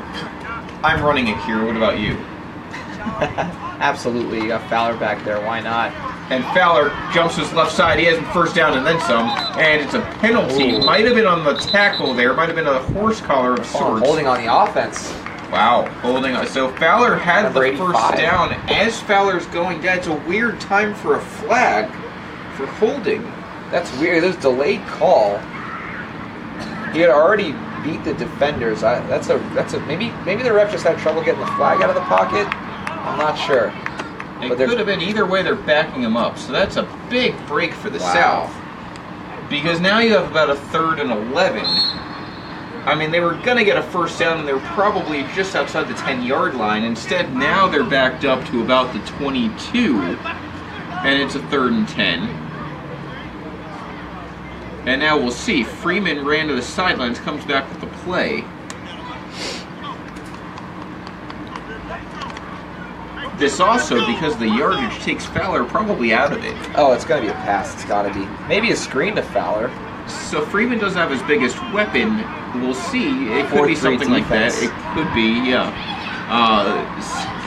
South of nice line. There's a fake handoff. I don't agree with that play at all. Terrible play call. Freeman's going to just get to the 20. It's going to be a 4th and long. I don't know if the running part by Freeman was part of the play. It looked like there was just so much south pressure that he had to do that. But the fake handoff part on the 3rd and 12 makes no sense because they're not protecting against the run. So what's the point? Maybe they thought the defense was expecting a delayed handoff to the running back. I'm not really sure.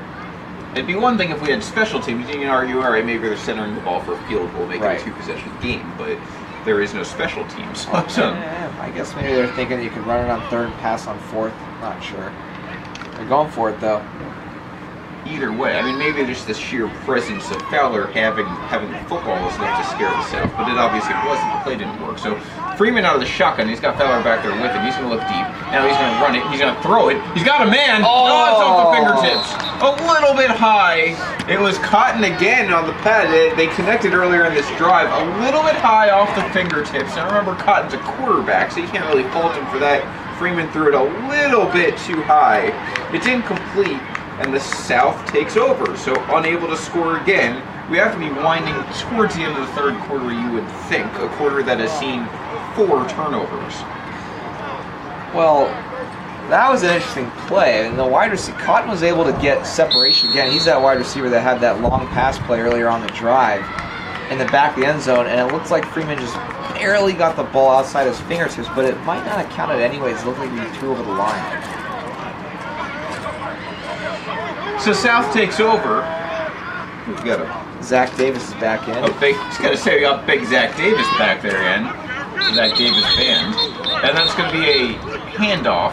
That was not Davis. That was a handoff number 45. Not much on the play. Trying to strip the ball loose, number 70 on the north side, and it's going to be a second long. Silas Montgomery's been in the better half of this game. Most plays here. He has, he's someone who's highly touted before the game. Got highlight reel runs from this school. We haven't seen too much from him yet. Keanan searched the heads-up play. He was trying to rip the football free. No fault in that. There's a throw, and it's a bullet to number 17 for the South. First down, South. That's a beautiful throw. Maybe the best one we've seen from the South side all day long. And it's a throw and catch. And it looked like it was Darius Moore with the catch. That was his third catch of the game. He's coming up around the 75-yard mark. He's been the only receiver really involved today for the South. South all the way at the 41 now, and it's going to be Davis keeping it, and he's going to get back to the 41. So we have a second down and 10 upcoming. No gain on that play. Nice tackle. This was the doppelganger, number 40 on the north side, making the tackle there, making his presence felt. So that's the first tackle, I believe, from Kole on the north side, making the play, the defensive lineman. I wouldn't be running the ball at all right now. I just let Zach Davis throw.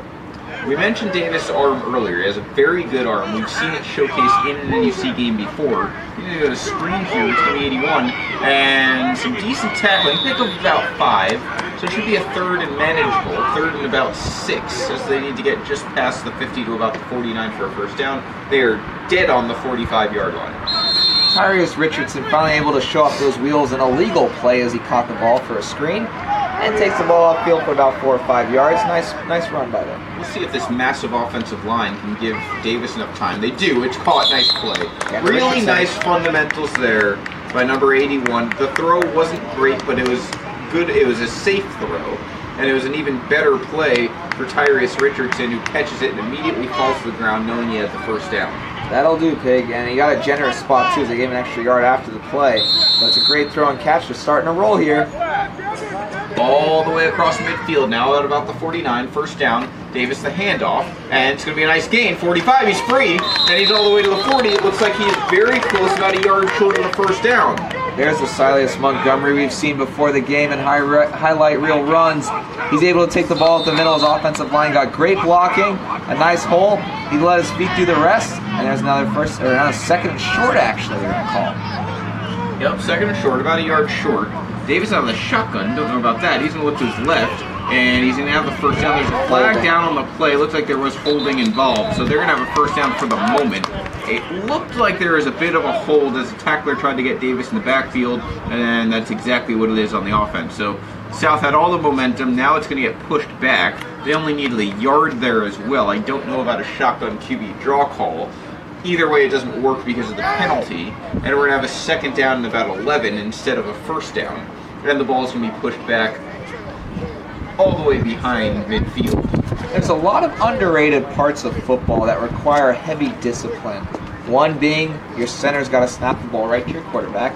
The other being when you have a short yardage gain to go, your offensive line cannot commit a holding penalty. And so far for both teams, they've done that 2 drives in a row. Ball's exactly at midfield. Davis looking lined up there. Doesn't get the throw off. Ends up getting tackled. It's technically a sack. A loss of about a yard. It's going to be a third now and very long. They need to get to just inside the 40 for a first down. They are just outside the 50. So about a third and 11 upcoming. And that's Devon Booker's second tackle for loss. That one actually being a sack technically there. Man, this North defense is really laying the wood down today. If the South can get a first down, I mean, you think that they just have to go deep at some point. Just throw it deep, see what happens. One-on-one play can't be worse than it's been so far. We'll see what Davis has the arm to do it from midfield. Ooh, quick snap, almost wasn't ready. From the 45, he's going to throw it over the middle. It's picked off. It was deflected and intercepted by the North.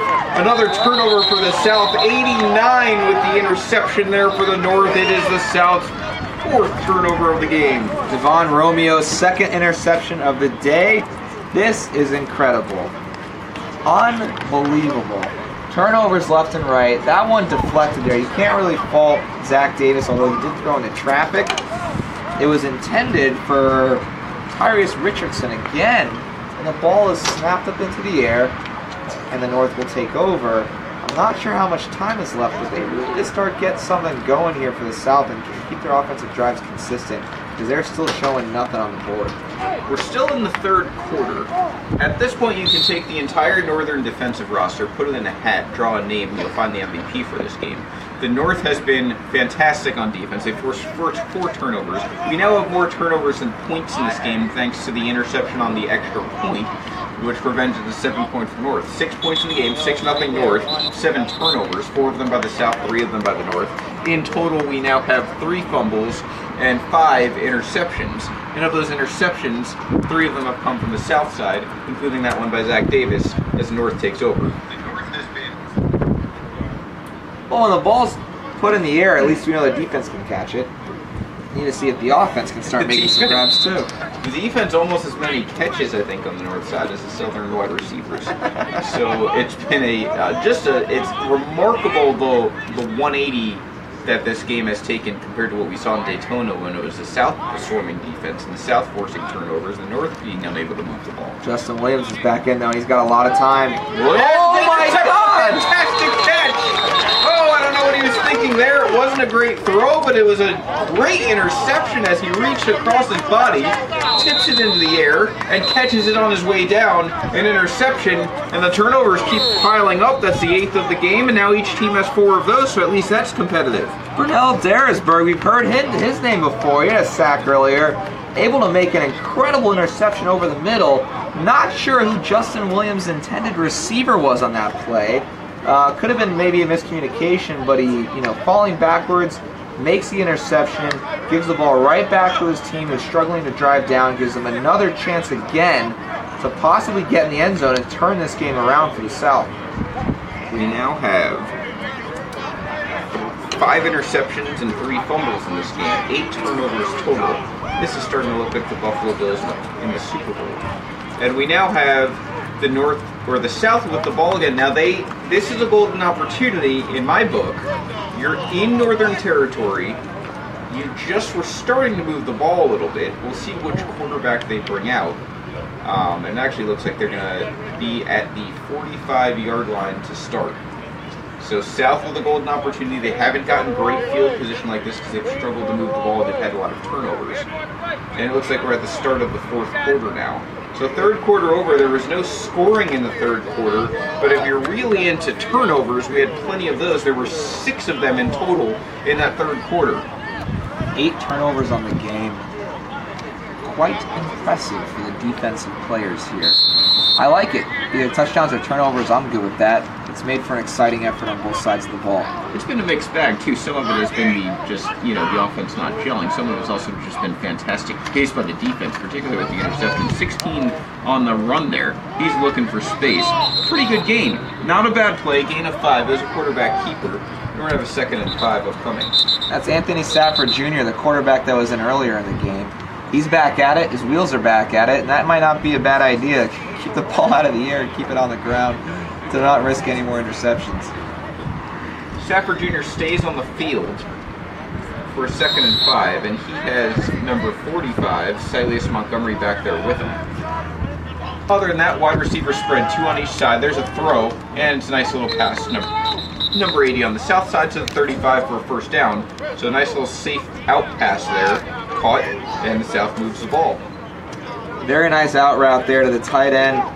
Seth Solis making a catch, running the out play, getting out of bounds too, so that'll save some time, and they get the first down. The offense, I said this last time, I don't want to jinx them, but they're starting to gel. So let's see what happens. I'd like to see Seth Solis get involved a little bit more. That was a nice little route he ran, nice little catch. It's if they can get him open like that, and they're going with a much more spread offense in the first half. This one's free, and guess what? We've got a bad snap. Now, nice bounce there. He's going to dump it. I don't know what that was. It's intercepted. 22 on the north side. I haven't seen that in a long time. Now there's a flag down. It gets uglier and uglier the longer this game goes. I was about to give a compliment, but a very heads-up play there by 16 Anthony Stafford Jr. on a botched snap, but instead it looks like he tried to dump it to a teammate. Instead he dumps it to the other team and it's intercepted. Well, I think they were feeling bad that Axel Fowler hasn't had much since the beginning of the game, those great runs, so they put him in on defense and he gets an interception. Oh man, what a game. That was intercepted by Fowler? Fowler, yeah. Alright, Fowler just sending another message saying, I made the MVP comment earlier. It might have been in jeopardy, but now he's made his presence felt on defense as well. So, Axel Fowler getting his money's worth out of this game. Unbelievable. That's all I can say. That's a head scratcher of a play. He has opened a lot of eyes as far as his talents in this game, particularly at running back, but we've also seen him in the passing game, and now we've seen him in the defensive game with an interception. In baseball, when pitcher's throwing a no-hitter and no one's supposed to say that a no-hitter is being thrown, yeah, I feel like that's how I'm supposed to act when the South has the ball and they're driving down the field. Yeah, get through a drive without a turnover. That's the goal here. Jinxing them every time they're starting to actually move the ball. In all seriousness, we have a stoppage of play. You got to start there. It's a false start on the offense. They'll back up 5 yards. You have to start somewhere. The South's been shut out all game. They have started to move the ball in the second half, but it's been just shrouded with turnovers. They have 3 turnovers now in the second half already. At this point, you have to get back to the fundamentals. Move the ball, short little plays. Don't try and do too much, because every time it seems, then there we've got another botched snap, another for 2 just bounce, and now a blocked pass. That should be incomplete, and it is.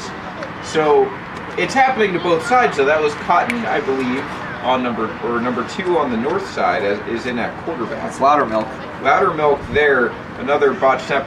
I can't tell at this point. This is probably about the 10th botched snap. Does it look like the ball is actually just out of? Is it not going where it's supposed to, or is it's coming out wobbly? Well, earlier it looked like the ball was scooping. Like it's like a scooping motion when the ball comes off the ground too early, and that's why it was flying over the quarterback's head. But to your point, the last few just looks like it's wobbly, and the centers might just be in their head at this point. They've been coming out like frisbees, which is what's so weird about it, and the quarterbacks haven't been able to handle it. It's not so much. There goes Fowler. There goes Fowler. He's gone! We have a flag down, but Fowler's going to take it. 20, 15, 10, 5, touchdown. Wow. Hopefully this one's not coming back. I don't know. We'll see what the call is. That was Jesse. It's gonna come back. Oh. Axel Fowler with the run. It is going to come back for a holding. It would have been his second touchdown of the game and undoubtedly made him the best player on the field today. But instead we've got a holding, so erase that. Well, sans the hold, if you're a scout and you're watching this game and you're zeroed on Fowler, I don't blame you because, wow, could that boy fly. He really he took it to the outside, went up a hole, and then out to the right. He was a foot race. He beat every defender on that play. He's got some incredible speed, some nifty footwork. It really is a shame that one's coming back, but for the highlight reel, it will stay. So, if I'm the North with the, you have the touchdown lead. Of course, if the South scores, they could win the game, which is kind of the craziest part of all of this, given how well North's defense has played. But you have a touchdown lead. It's the fourth quarter. If I'm the North, I'm running between Massio Love and Axel Fowler. I mean, that's a quite the 1-2 punch in the backfield. I'm probably handing it off the majority of the rest of this game. It forced the South to make the play and make a clean play. Lowdermilk's going to take it to the sideline. Oh my, he just got crushed by 3 different defenders on the South side. Some of these hits have just, he snapped down to the ground there as he's taken down. And we're going to have a third down upcoming. well, it was the 2 stars of the day for the defense, Kyron Brown and Mark Buhader on the tackle there. And that was quite the shot. I'm not really sure what happened. Lowdermilk was going to hand off. I think it was a read option, and he chose to keep the ball himself. Should have just really gone down, to be honest. We've seen the Buhader script throughout this game. There's nothing he does quietly, including hits. So Buhader in on the play there again. Love to see what this stat sheet looks like. Out of the shotgun here, no little botch there. Lowdermilk, and a nice jump. That was Buhader. That's a throw over the sideline, incomplete, short of the receiver. Buhader with a nicely timed jump actually interrupted what would have been the throw. And Lowdermilk held onto the ball, tries to throw it to the sideline, and throws it short. So a nice defensive play there by the South. And they're going to head to their sidelines. Well, it looks like it's going to be South's ball now. They elected to, I guess, punt, but they're not actually punting. So South will get the ball back. And I think what you got to do this time, you're going to be in trouble. It's going to happen because with this North defense, they're putting a lot of pressure on the quarterback. But what you can't do is let that pressure get to you and make a costly mistake. Too many times these quarterbacks are trying to make something out of nothing when it's impossible. They really should just take the sack or go down to the ground and not risk an interception, which has happened multiple times in this game. Coverage on that play by Kyron Brown, number 56 on the previous play. Great coverage as well, making sure that there was nowhere for the wide receiver. Had he caught the ball was thrown short. So South has the ball now, and it's number 10. He's going to airmail it. That was close to a fumble. They're going to call it incomplete. Almost a completely lateral throw, and it's going to be 2nd and 10. Garrick Shaw's back in again. He's having a tough time throwing that ball as well. So let's see if maybe he can throw directionally forward and hit a receiver, because that's what he's been great at, not the out routes. Shaw has struggled a bit on the screens and the outs, right? In that throw, he kind of uncorked one there. That had no chance of being caught. Very close, like I said, to a fumble. It was very lateral, but they did count it in front of the receiver. Shaw out of the shotgun. He's got a receiver and running back with him. He's going to take it himself. Wow, a lot of run up the middle. He's got a very easy running frame there. And it looks like big hands, because sometimes his perhaps that football runs looks a little bit like Cam Newton out there when he's running the ball. Just one of those big frames that can move around really well. 3rd down upcoming now for the South. He picks up some yards there. It's going to be a 3rd and 1. They are at the 45-yard line. They need to get to the 46. And he's going to take it himself. Why not? He might not have a hold on stuff. Now he got the reach. Either way, I think the South goes for it. We'll see where they mark it. It's going to be a 4th down. Again, trying to make something out of nothing. You just barrel forward and get the 1st down. They're going to count it more or less a loss of maybe an inch. He's basically back to line of scrimmage. No gain on the play. He's going to set up a 4th and 1. He had the 1st up the middle. I'm not sure why he didn't take it. That play was a little long to develop. It's like everyone here knew exactly what the play call was going to be, because he's such a big guy. But he kind of just, a little bit of hesitation, didn't take the first hold that was there, and then he got stuck up behind the line of scrimmage. Another nice play by the North making a stand. We have a 4th and 1. You have to expect the South's going to go for it here. Well, you have to. I mean, you're down points. I don't know how much time is left. I'm guessing not much. And they're running the ball decently well. Quarterback substitution. Looks like Shaw's going to come out to the sideline. Zach Davis is in the play. Whether or not he's going to be the quarterback, we're about to find out. But he did grab his helmet and go back into the huddle. So we're going to see what's happening here. I haven't seen Shaw on the sideline. I do see some of the other quarterbacks we've seen in the game on the sideline, but I don't know exactly. Well, Shaw is still out there, and now he's going to come off the field. So it is Davis coming in at quarterback for this 4th and 1 play. I call it QB sneak here. That big frame. They're going from big to bigger here. I mean, it's both quarterbacks fairly large. Shaw maybe a little bit of a skinnier frame. Out of the shotgun, interesting.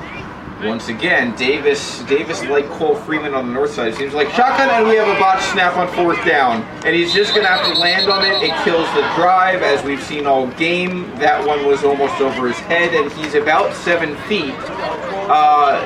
Davis realistically is probably a good 6'4" if I had to guess, and that was over his head. I think that was our 20th botch snap of the game. It might have broken it's the up record. there. It is up there. I mean, the botched snaps and the turnovers far outweigh the scoring at this point. It's been a game of attrition. If the offense is trying to move the ball forward by snapping it correctly, and now because of the turnover, the North's going to take over. And this South defense, you would think, is just gassed at this point. With all the turnovers, all the short fields, all the movement by the North, you would think, I mean, this has to be the North's chance to put the game away. Yeah, and if I'm Coach KJ, I'm pulling Boo Hader and Kyron Brown aside, and I'm saying, go get me that ball back. And Boo Hader, sure enough, lined up there. Looks like he might be bringing pressure. And he gets stoned. Now it's Freeman. He's going to run the right. Nice play. Freeman, he's open. He's going to get to the 20. He's going to get to the edge. 15, 10, 5, and crushed. Freeman very nearly gets into the end zone. Man, he's a young kid, but he played like a veteran there. Gets all the way to about the 3. A 1st and goal for the North. That might be the biggest play of this half. Well, he had a couple of beautiful blocks on the outside there on the quarterback keeper. Number 14, I think that's caught in the other quarterback, laid out the defender, and Freeman's able to sneak around to the outside and bring it home close to a touchdown. Freeman out of the shotgun, 1st and goal. And he's going to hand it off, and it's going to go nowhere. He better hold on to the ball. That was Love with the Love with the carry. He gets pushed back, probably to about the 5. And because he's been so valuable to this game, we're going to get this in there. It is Buhaidar. Buhaidar is the actual way to pronounce it. So thank you for the correction on social media.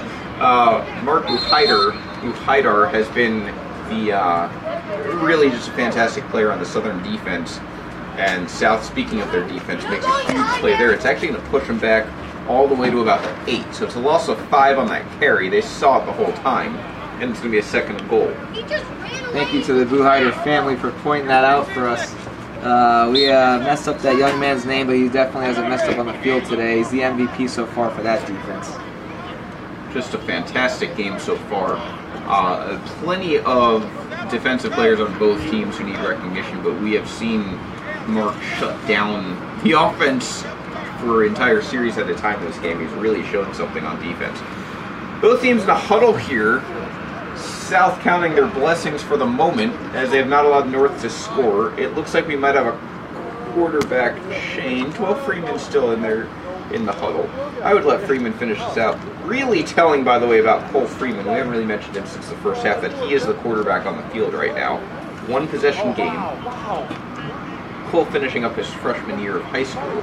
So he's one of the youngest guys on the field from either roster. He's a quarterback. And he is leading the charge here to try to put this game away. Oh, he's doing it with his wheels today.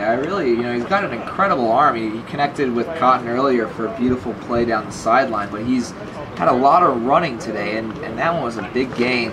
But it's incredible to see someone, at the freshman level compete with people at the junior and senior level and still do so well.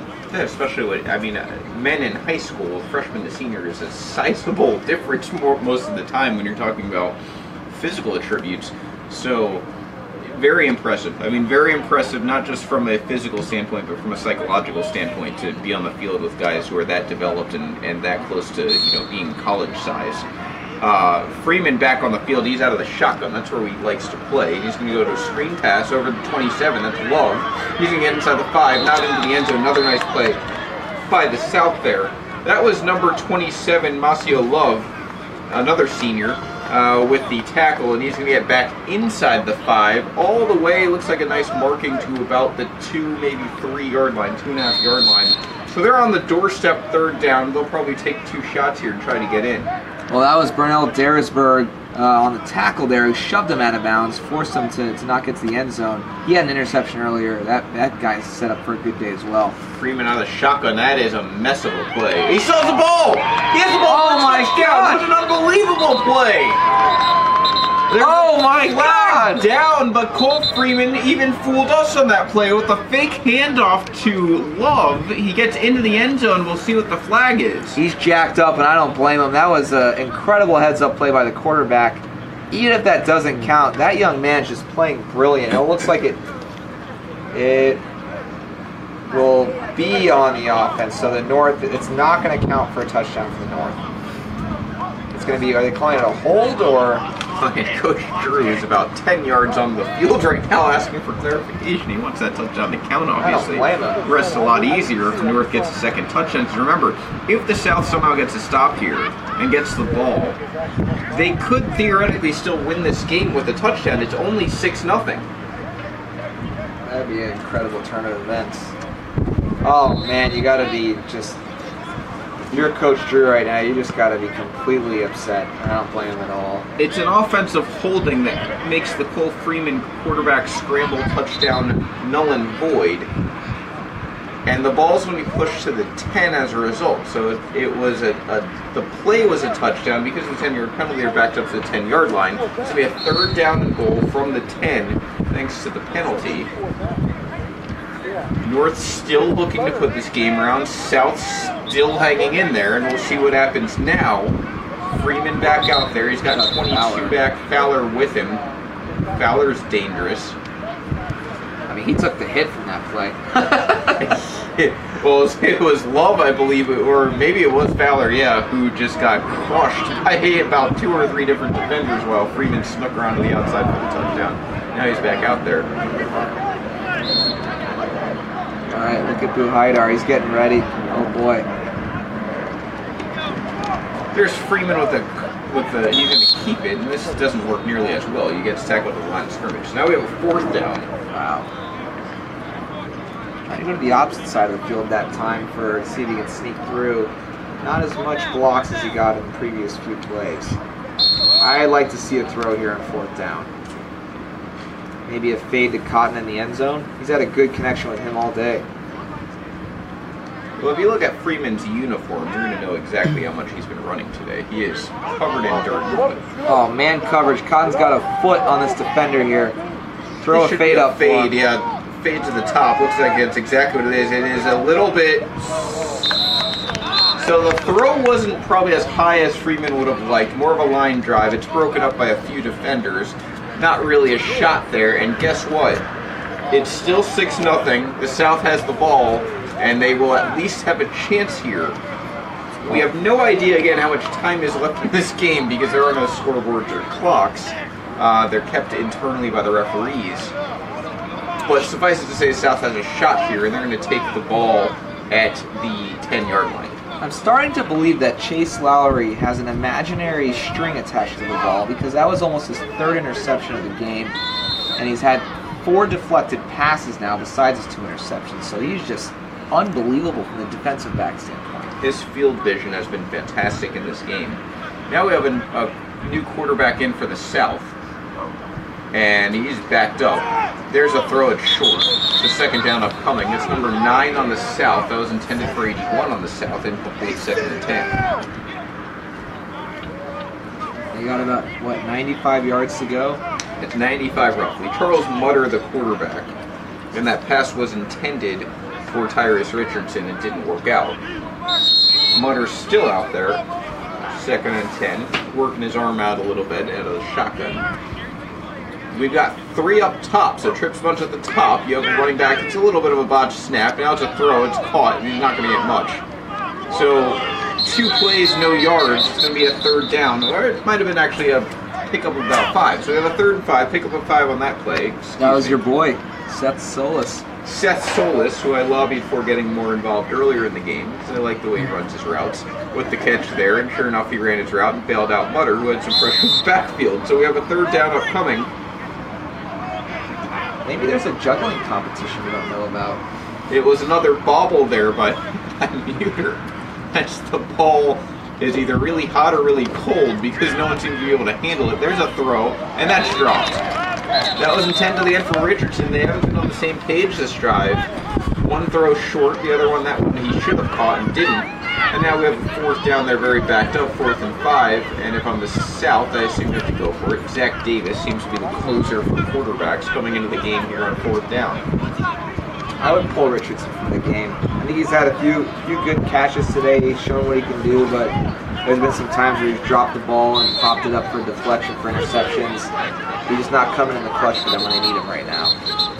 He has struggled here in the second half. And, you know, it's not just him. A lot of players have struggled, especially, you know, holding on to the football. But he has had some drops here in the second half for sure. Just doesn't seem like the timing is right. I don't think it's a problem with him dropping the ball. I think their timing is not right on whatever the routes are. Davis in out of the shotgun, 4th down. And it's a false start that's going to back it up to about the 5, or the 10, should be a 4th and 10. A lot of celebration there. I thought for a moment the game might have been over. That is not the case. So Zach Davis is back in, by the way. yeah, Zach Davis had come in for the start of that 4th down play. Now it's a 4th down and about 9. And the referees have stopped play again. We'll see what So the safeties are dragging over to the slot receivers. Roderick Weaver Jr. had a great catch earlier over a defender.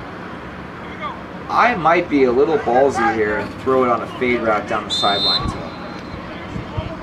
See what happens. You have 3 up top, and it's a botched snap that'll be a safety, unless it's a touchdown. It might have been a touchdown, actually, and it is. Oh Wow. my gosh.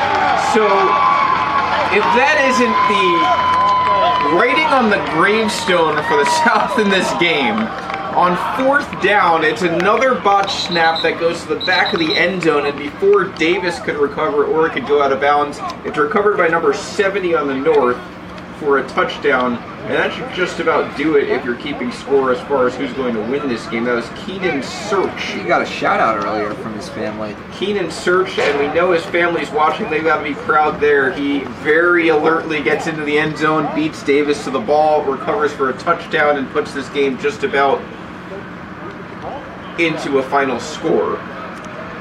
It's 12-0 North. The lesson here for the rest of the game is not to run any plays from the shotgun. I mean, what can you do if you're the South? It's been every which way. They have not been able to snap the ball or catch the ball. I mean, it's just the most basic part of football, and they haven't been able to do it in this game. And you wonder, I mean, we didn't get a chance to talk to anyone on the South side as far as practice. You wonder if that was an issue in practice all weekend. Could be. North going for the extra point here. That's a jump pass, so it was a jump pass, the old Tebow type jump pass there. It did not work out. They're basically into the ground. And it's now 12-0 North. South will take over, and they need a lot of help at this point. Well, there's no onside kicks in this game. You don't know how much time is left. The North has been able to capitalize on some costly mistakes from the South today, and that's represented by their 2-touchdown lead. South is going to need a lot here. They're going to need someone to come out and throw a deep pass quickly, get some points on the board, then get the ball back. Crazier things have happened, but right now you can't help but think the North has put this game away. If this were a higher scoring game and it was a 12-point game, I think there'd be a lot more confidence. But the South has not scored today and they're down 12. If you're tuning in on the Facebook page, by the way, the score is incorrect until it's a quarter. It's actually the 4th quarter and it's actually 12-0 North, not 6-0. And there isn't much time left in this game. South has the ball. They're out of the shotgun again. That was a bullet snap. and it's going to be caught there, 45, loses balance, regains it, and now turns into a pretty nice gain. Very close to a first down, probably about a yard short, pick up 9 on the play. Great pass play there. That was Silas Montgomery on the reception. They have number 16, Anthony Stafford Jr., and he's actually been able to get this offense to roll pretty well. So he's been taken out a few times, but he's been the one. That looked like that was offside. That looked like a jump. There is a flag down, so we've got a free play here for Stafford Jr. He's going to run to the sidelines. He didn't look like he wanted any part of number 8 there on the north side. She's flushing him out of the pocket and then eventually off the field.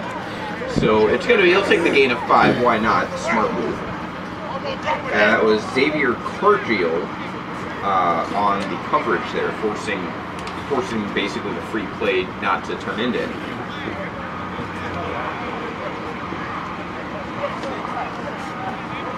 The score has been updated there on the live feed. So 12-0 North, fourth quarter.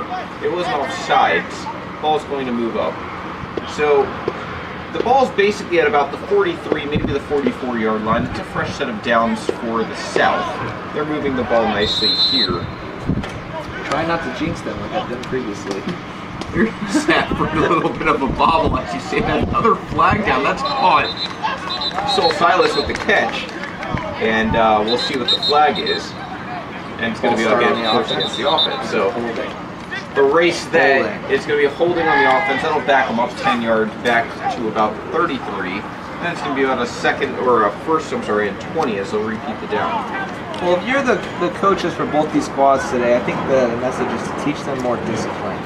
You know, it's definitely a game that's not for high stakes, but it's a game that means a lot for individually for each of their careers. And not a lot of time to practice, not a lot of time to learn playbooks.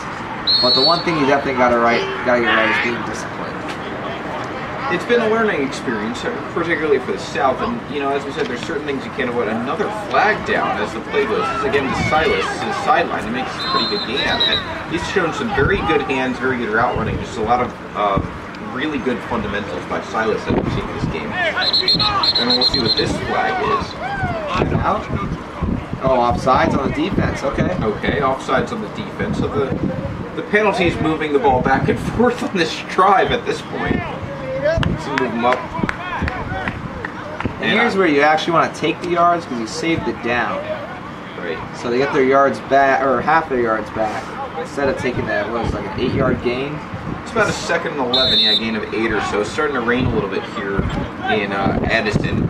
And it's going to be another play dead. Looks like they need to line them up. Referees having a little bit of a discussion here about where the spot of the ball should be. And I think they had assumed that Coach KJ was accepting the penalty. Yeah, it looks like he didn't accept the penalty. He didn't accept, he's taking the yards. So he okay. gains about 3 yards but loses it down, and now you have a 2nd down and about 8 instead of a 1st down and about 11. And there's a throw short. Oh! It almost popped up for an interception, as that would have been the South's look. A harmless little throw into the grass, and it almost popped up instead. Instead, it's going to be a 3rd down and about 8. Garrick Arceneaux has been making just about 9 tackles today. Almost came up with the interception there off the deflection of the wide receiver. That would have been a spectacular play. Almost 12 men on the field as 22 slides, so they only have 11 for the North. Stafford looking deep. Now he cancels that out. He goes to run. Instead, he throws it. This might be a live ball, and it is. It is going to be incomplete. So it looked like for the moment that might have been a live ball. They're going to go with an incomplete pass instead. Whether you believe that was the right call or a mercy call, it's going to be 4th down for South. This looks to be it here for the South. They're going to need to convert this if they want to stay alive in this game, and it doesn't look too great right now. They can barely move the ball forward except for penalties.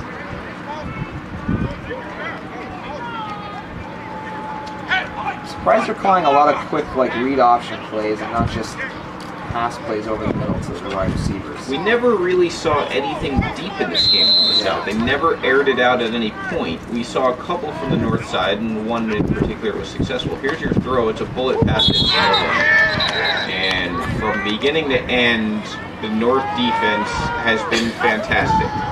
South offense has not been on the same page. Turnover on downs. North football here. They lead 12-0. It has to be very late in the fourth quarter at this point.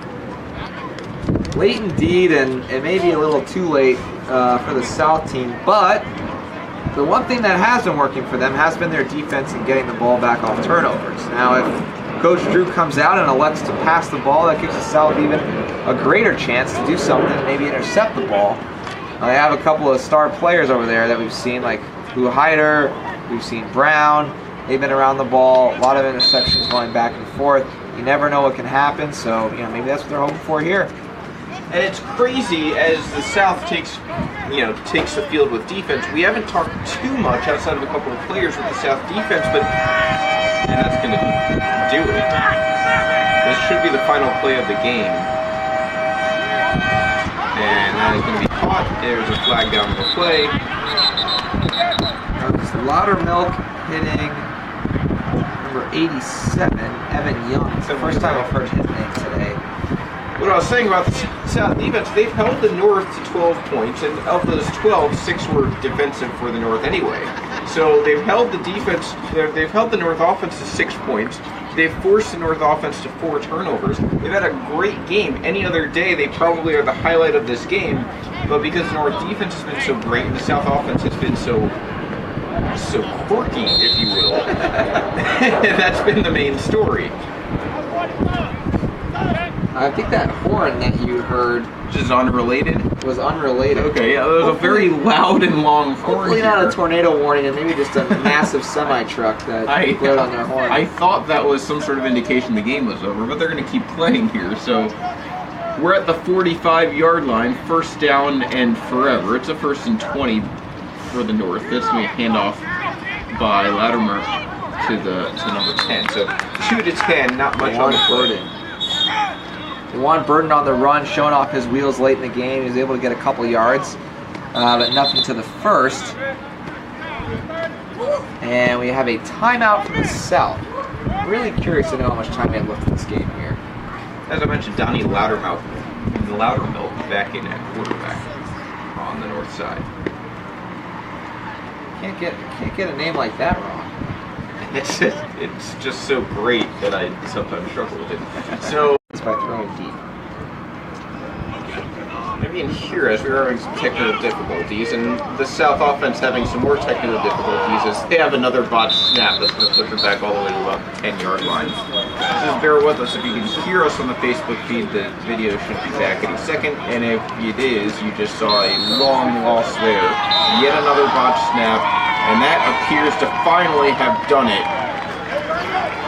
So at the end of the day, we had a lot of action in this one. It was complete with 9 turnovers, 5 of them by the South, 4 of them by the North. This game had 6 interceptions. It had 3 fumble recoveries by the opposing team. It had just 2 touchdowns, both by the North side. A 12-0 final is your score. North wins this one. We didn't have a single win in Daytona by the North. It was a clean sweep by the South, but here in Addison, Texas, things are different. North wins 12-0, the players shaking hands at the middle of the field. And here in Green Hill High School, we see another great matchup here in an NUC sports game. I think I'm going to give the the broadcast booth MVP away to Axel Fowler, who had about a little over 70 yards today for the North, a touchdown. He had an interception. He's running all over the field today, doing things on both sides of the ball. Incredible game by that gentleman, and a promising career ahead of him if he chooses to play even further.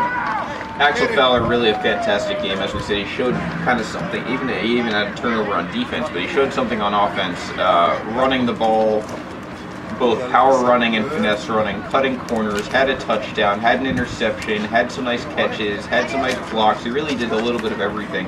Fantastic game by him. We saw a lot of standouts on defense we kind of talked about throughout all of the game. But we will leave you here. It has been an NUC Sports All-World game. North wins 12-0 here over the South, here in Addison, Texas at Green Hill High School. This has been Vince Mercandetti alongside Jake Schwartz of Salt Talk Sports. Have a great day. Have a great game. We will catch you again for one of these, hopefully later in the year, if not next year. But we'll say goodbye for now. 12-0 North over the South. here in NUC Sports All-World Game.